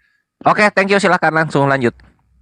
Oke, Guruda, saya mohon izin untuk menjawab ya di dalam. Iya, silakan. Ya, saya jawab langsung. Saya screen Herdi, dia minta data. Ya, kami umat Islam itu walaupun tidak menampilkan tetapi adalah selalu dengan jujur ya. Di dalam Quran surat At-Taubah ayat 117. A'udzubillahi minasyaitonirrajim. Bismillahirrahmanirrahim. Sungguh Allah telah menerima taubat Nabi, orang-orang Muhajirin dan orang-orang Ansor. Artinya yang berperang yang membantu Rasulullah dalam berdakwah, yang mengikuti Nabi pada masa-masa sulit. Setelah hati segolongan dari mereka hampir berpaling, kemudian Allah menerima taubat mereka. Sesungguhnya Allah Maha Pengasih, Maha Penyayang kepada mereka. Ya, Allah menerima. Ketika taubatnya diterima, ya berarti masuk surga. Itu adalah konsekuensi dari hukum reward and punishment. Itu hukum yang benar-benar nyata. Tadi Tom membawa narasi katanya kalau mengampuni harus ada pengorbanan. Kalau seorang Jokowi saja, Presiden Indonesia, bisa memberi grasi menyelamatkan orang dari hukuman mati tanpa dia mati duluan, tapi dia bisa menyelamatkan. Apa hebatnya Yesus dengan seorang presiden? Logika falasi sangat luar biasa menurut saya. Kebodohan macam apa yang dipamerkan di dalam Muslim ini?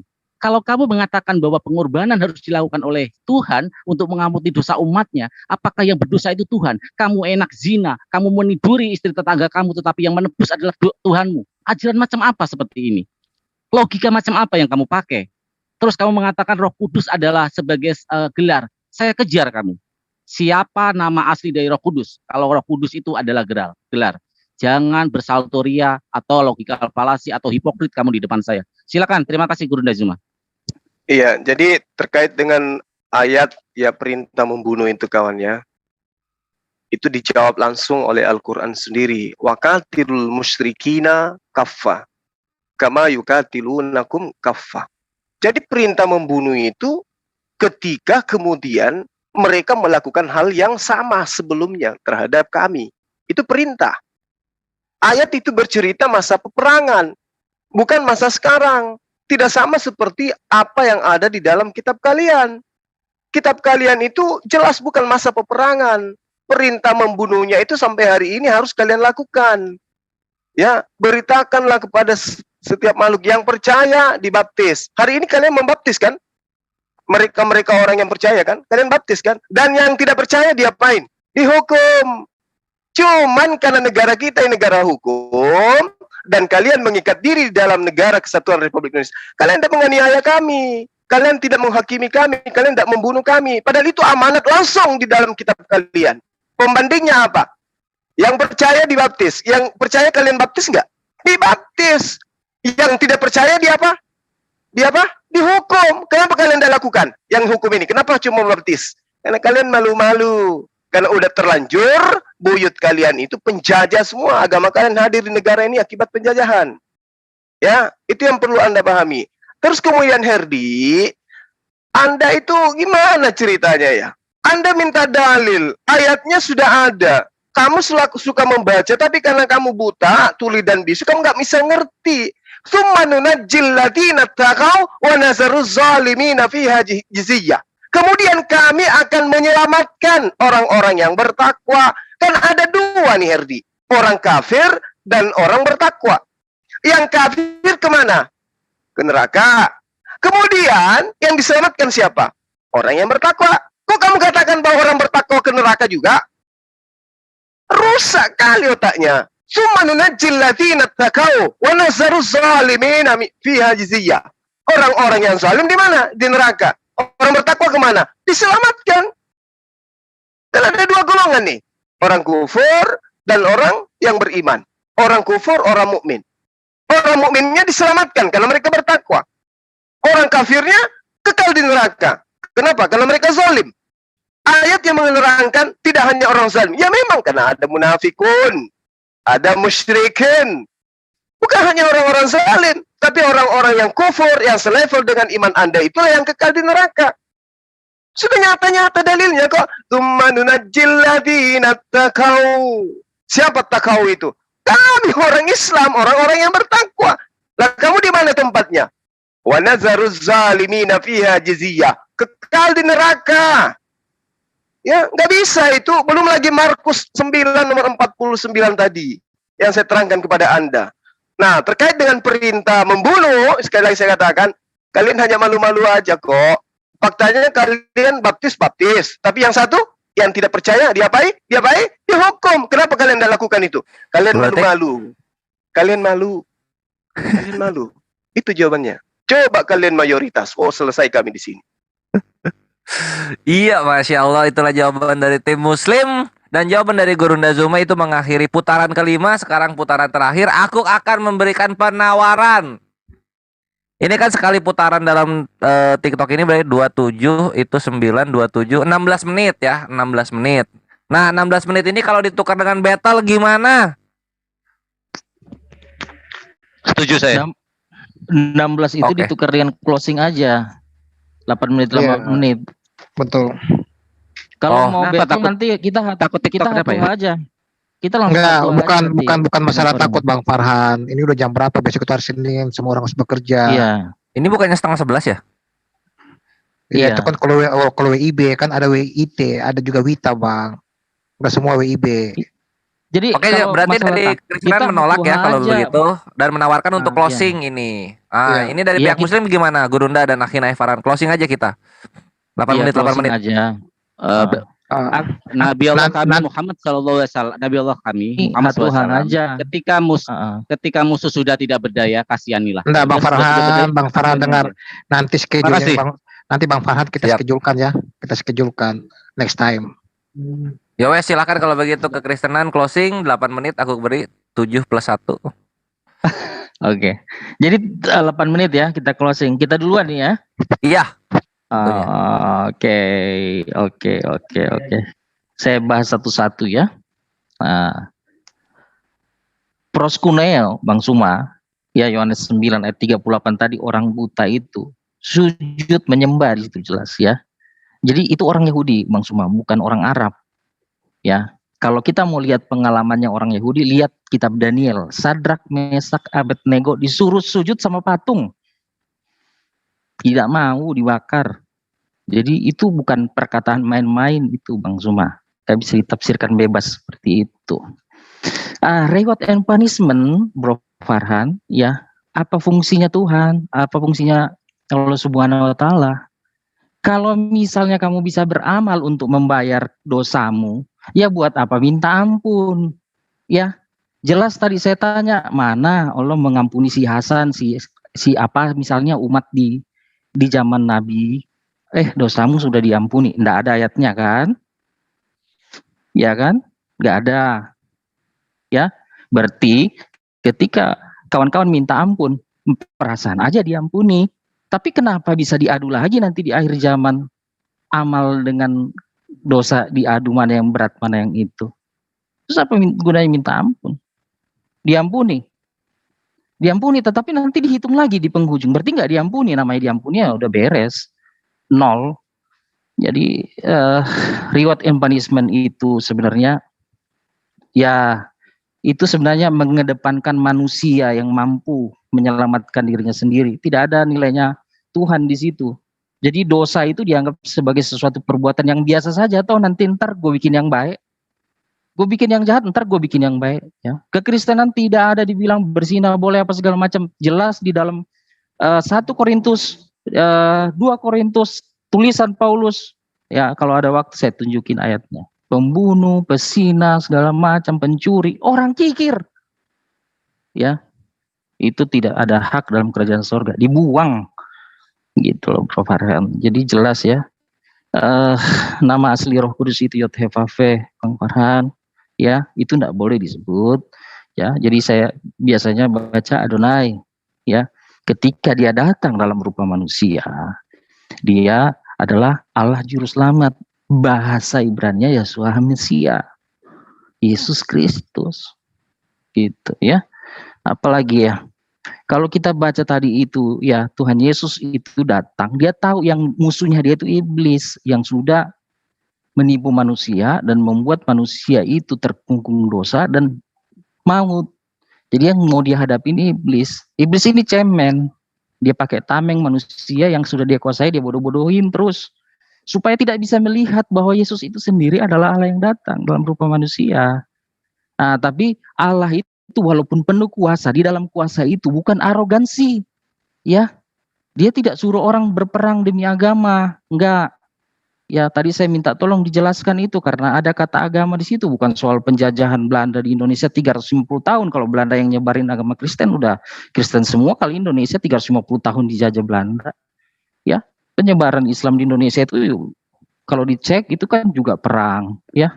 Bagaimana perang Belambangan Bali itu nggak bisa dimasukin, ya. Arupalaka itu, Bang Suma kan di Makassar itu, Arupalaka itu minta bantuan Belanda perang sama Sultan Hasanuddin. Itu, jadi baca baik-baik itu sejarah. Mungkin Bro Herdi dulu, nanti saya kelamaan, Bro. Oke ya, jadi memang topik kita siapa yang lebih maha kuasa, Yesus atau Allah ya. Jadi jelas dari pemaparan yang sudah panjang lebar ya, Yesus yang kami imani itu mampu menyelamatkan kami tanpa harus melondri. Saya tekankan selalu londri karena tidak ada jawabannya. Farhan tadi hanya mengatakan itu berarti sudah diampuni, itu berarti. Nah itu bukan, bro. Makanya kamu berarti nggak nyimak setiap saya bawakan data. Contoh saja, kata Muhammad, orang yang mati syahid, perang di jalan Allah, syuhada, itu langsung masuk surga tanpa hisab. Tetapi di dalam Ibnu Majah, hadis sahih 4271, dikatakan semua dihisab. Ya, jadi tidak ada orang yang lewat dari neraka, nggak ada, semua masuk neraka.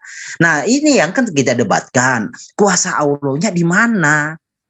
Kuasa Allahnya di mana? Kalau semua manusia, umat Islam dalam hal ini harus masuk neraka, harus dilondri, kuasanya di mana? Apakah Allah itu harus berbagi kuasa dengan neraka? Dan jangan katakan di dalam surat 71, surat 1971 itu adalah orang kafir. Bukan. Di dalam Ibnu Majah itu dia analogikan adalah syuhada, orang jihadis, orang yang berperang di jalan Allah. Itu penjelasan Muhammad. Jadi jangan salah mengartikan orang kafir, yang syuhada, yang jihadis itu bukan orang kafir. Orang-orang yang mati di perang Badar. Makanya setiap yang saya bawa itu disimak, bro. Lalu di dalam hadis Sahih Bukhari, semua manusia itu disiksa. Ini yang kita tanya, saya kejar dari tadi. Allah maha kuasa enggak? Kenapa harus dilondri? Tidak ada jalan keluar lain kah? Bro Tom mau menambahkan? Iya, saya tambahin sedikit. Bait Allah Yahudi itu sudah ditetapkan ya di kitab Musa itu bahwa tidak boleh ada di tempat lain. Ada di kota yang dipilih, di Gunung Sion, cuma itu satu-satunya yang tidak bisa ada yang lain. Nah kalau memang sama Allah negeri yang sama yang Israel punya juga yang disembah Bang Suma, ya kenapa nggak direlakan saja untuk dibangun itu bait Allah di sana supaya Yahudi juga punya bait Allah, gitu kan sama, ntar sama-sama ibadah di situ. Nah Yesus itu maha kuasa, ya. Murid-murid itu mengusir setan dengan nama Yesus, demi nama Yesus, demi nama Yesus. Ya, menyembuhkan, membangkitkan orang mati sepanjang kitab suci itu jelas. Ya gitu ya. Jadi kuasa itu nyata dilakukan oleh murid-muridnya juga yang membawa kesaksian tentang Yesus. Aku menyertai engkau sampai kepada kesudahan zaman. Itu mujizat, tanda-tanda heran, itu buktinya Yesus itu maha kuasa. Karena kenapa? Murid-muridnya menyebarkan Injil dengan nama Yesus, bukan dengan pedang. Romawi bertobat itu jadi kekristenan itu bukan karena orang Kristen angkat senjata. Mereka itu berkorban. Mereka tahu, oh ini bukan manusia-manusia jahat ini yang lawan saya, tapi iblis di baliknya. Makanya saya harus sabar menanggung segala macam.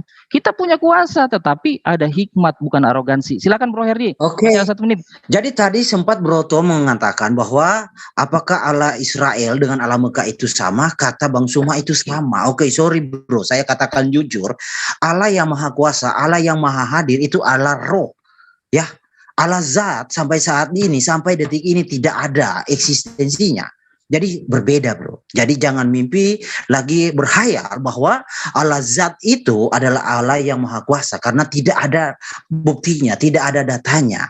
Allah yang maha kuasa adalah Allah yang mampu membuktikan dia ada. Bukan harus dibantu dengan ciptaannya baru bisa dianggap ada. Itu sungguh amat terlalu, kata Bang Roma ya. Amat terlalu. 10 detik. 10 detik, oke. Jadi kesimpulannya memang ya perdebatan ini masih nanggung menurut saya. Nanti kalau memang diizinkan kita ambil sesi ketiga lagi biar kupas lebih. Siap Herdi, kita lihat di sesi ketiga untuk topik yang ini. Semoga Herdi dan Tom masih kuat telinga dan juga argumentasinya untuk menghadapi kaum muslimin.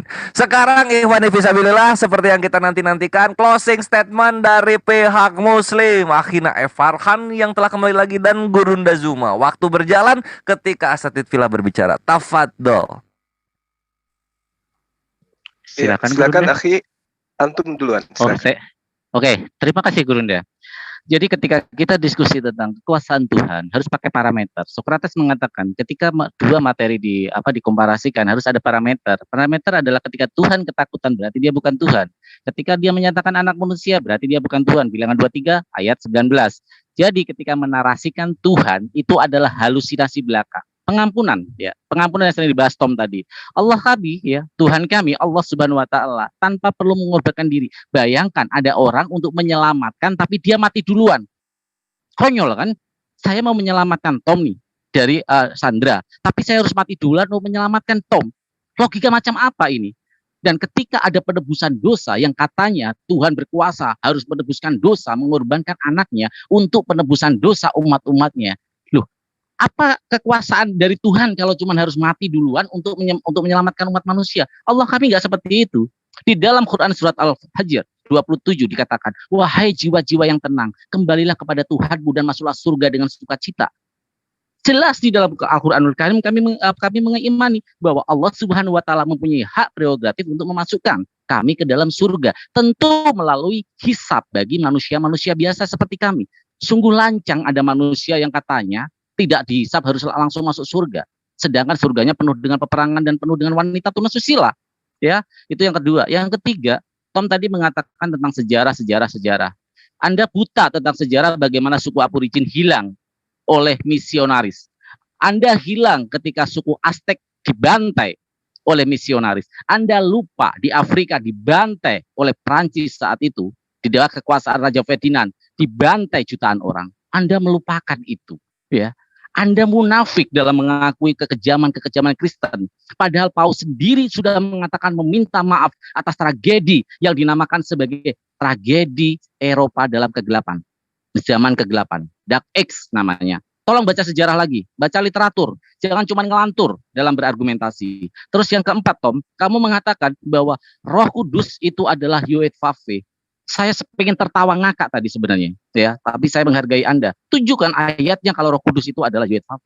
Roh di sana tidak merujuk kepada Roh Kudus. Dan kamu mengatakan dengan sangat hipokrit atau munafik, meminta kami untuk menunjukkan Allah kami, tetapi kamu ketika saya tanya parameter yang kamu pakai saya balikkan ke kamu kebingungan. Orang seperti ini yang disebut adalah stupid argument atau logical fallacy. Jadi ketika kamu membuat parameter dalam diskusi yang akademis, harusnya kamu bisa melewati parameter itu. Tetapi ketika parameter itu saya balikan sebagai senjata ke kamu mati bunuh diri. Dan yang kelima, ajaran di dalam Islam adalah ketika kita berbuat baik itu mendapat pahala. Ketika kita berbuat salah itu mendapat dosa.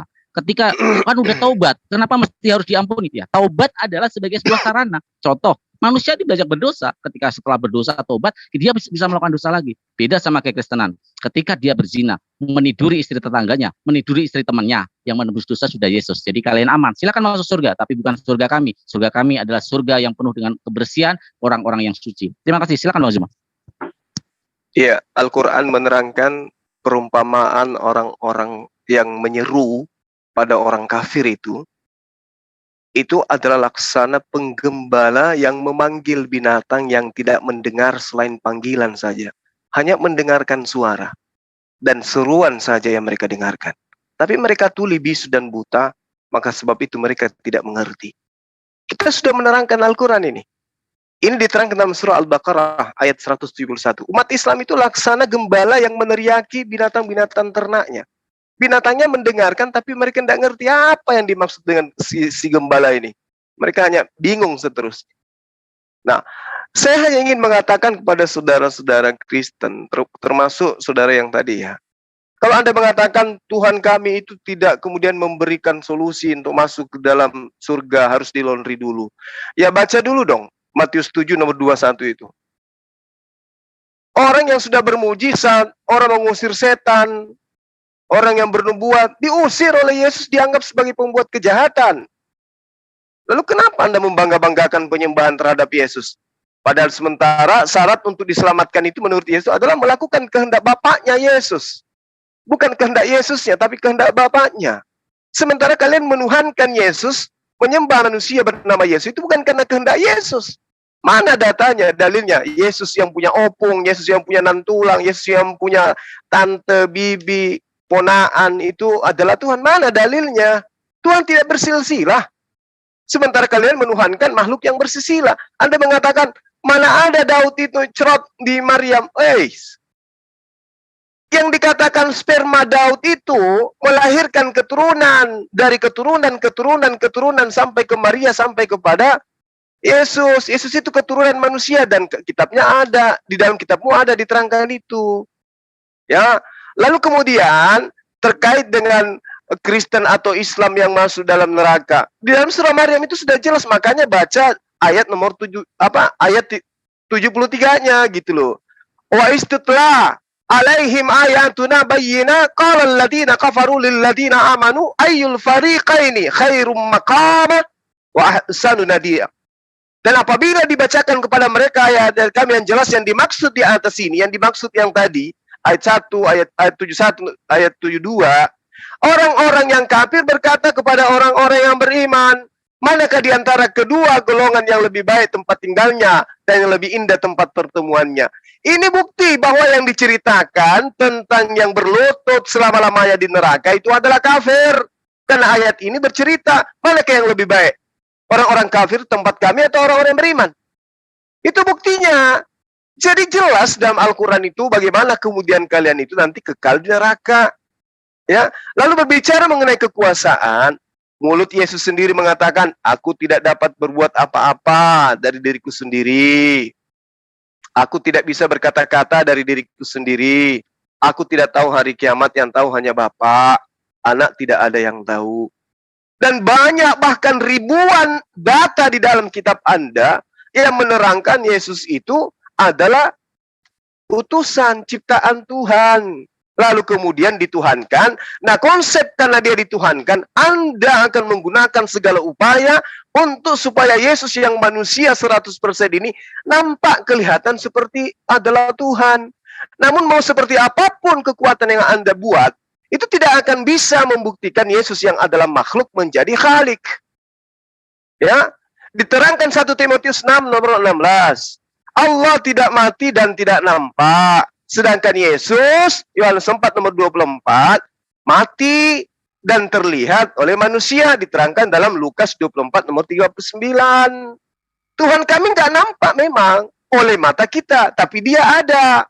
Tuhan kalian nampak memang, tapi dia mati. Konyol dia, walaupun nampak, walaupun dia bermujizat, tapi apalah gunanya kalau dia mati dibunuh manusia? Gak ada gunanya itu.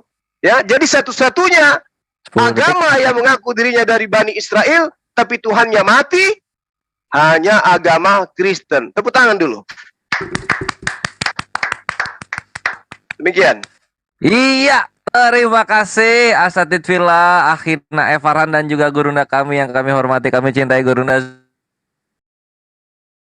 Zuma untuk closing statement dari pihak Muslim dalam topik lebih kuasa mana antara Yesus dengan Tuhan semesta alam Allah Azza wa Jalla. Dengan berakhirnya closing statement dari Gurunda Zuma, maka berakhir sudah topik kita kali ini ya Ikhwani Villa dan saudara-saudari kekristenan yang menikmati.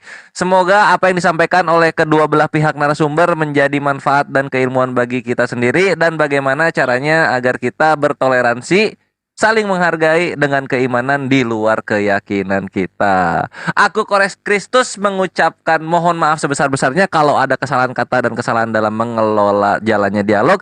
Tapi kalau ada kebenaran, itu datangnya dari Allah Azza wa Jalla. Aku tutup dengan doa kafaratul majelis supaya tidak berpanjang lebar lagi. Subhanakallah wa bihamdika asyhadu alla ilaha illa anta astaghfiruka wa atubu ilaik. Billahi taufik wal hidayah. Wassalamualaikum warahmatullahi wabarakatuh.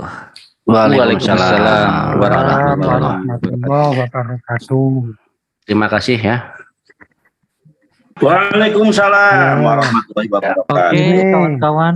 Terima kasih waktunya. Mewakili teman-teman yang Kristen. Buat teman-teman yang Muslim, terima kasih sudah memberikan suasana diskusi yang kondusif.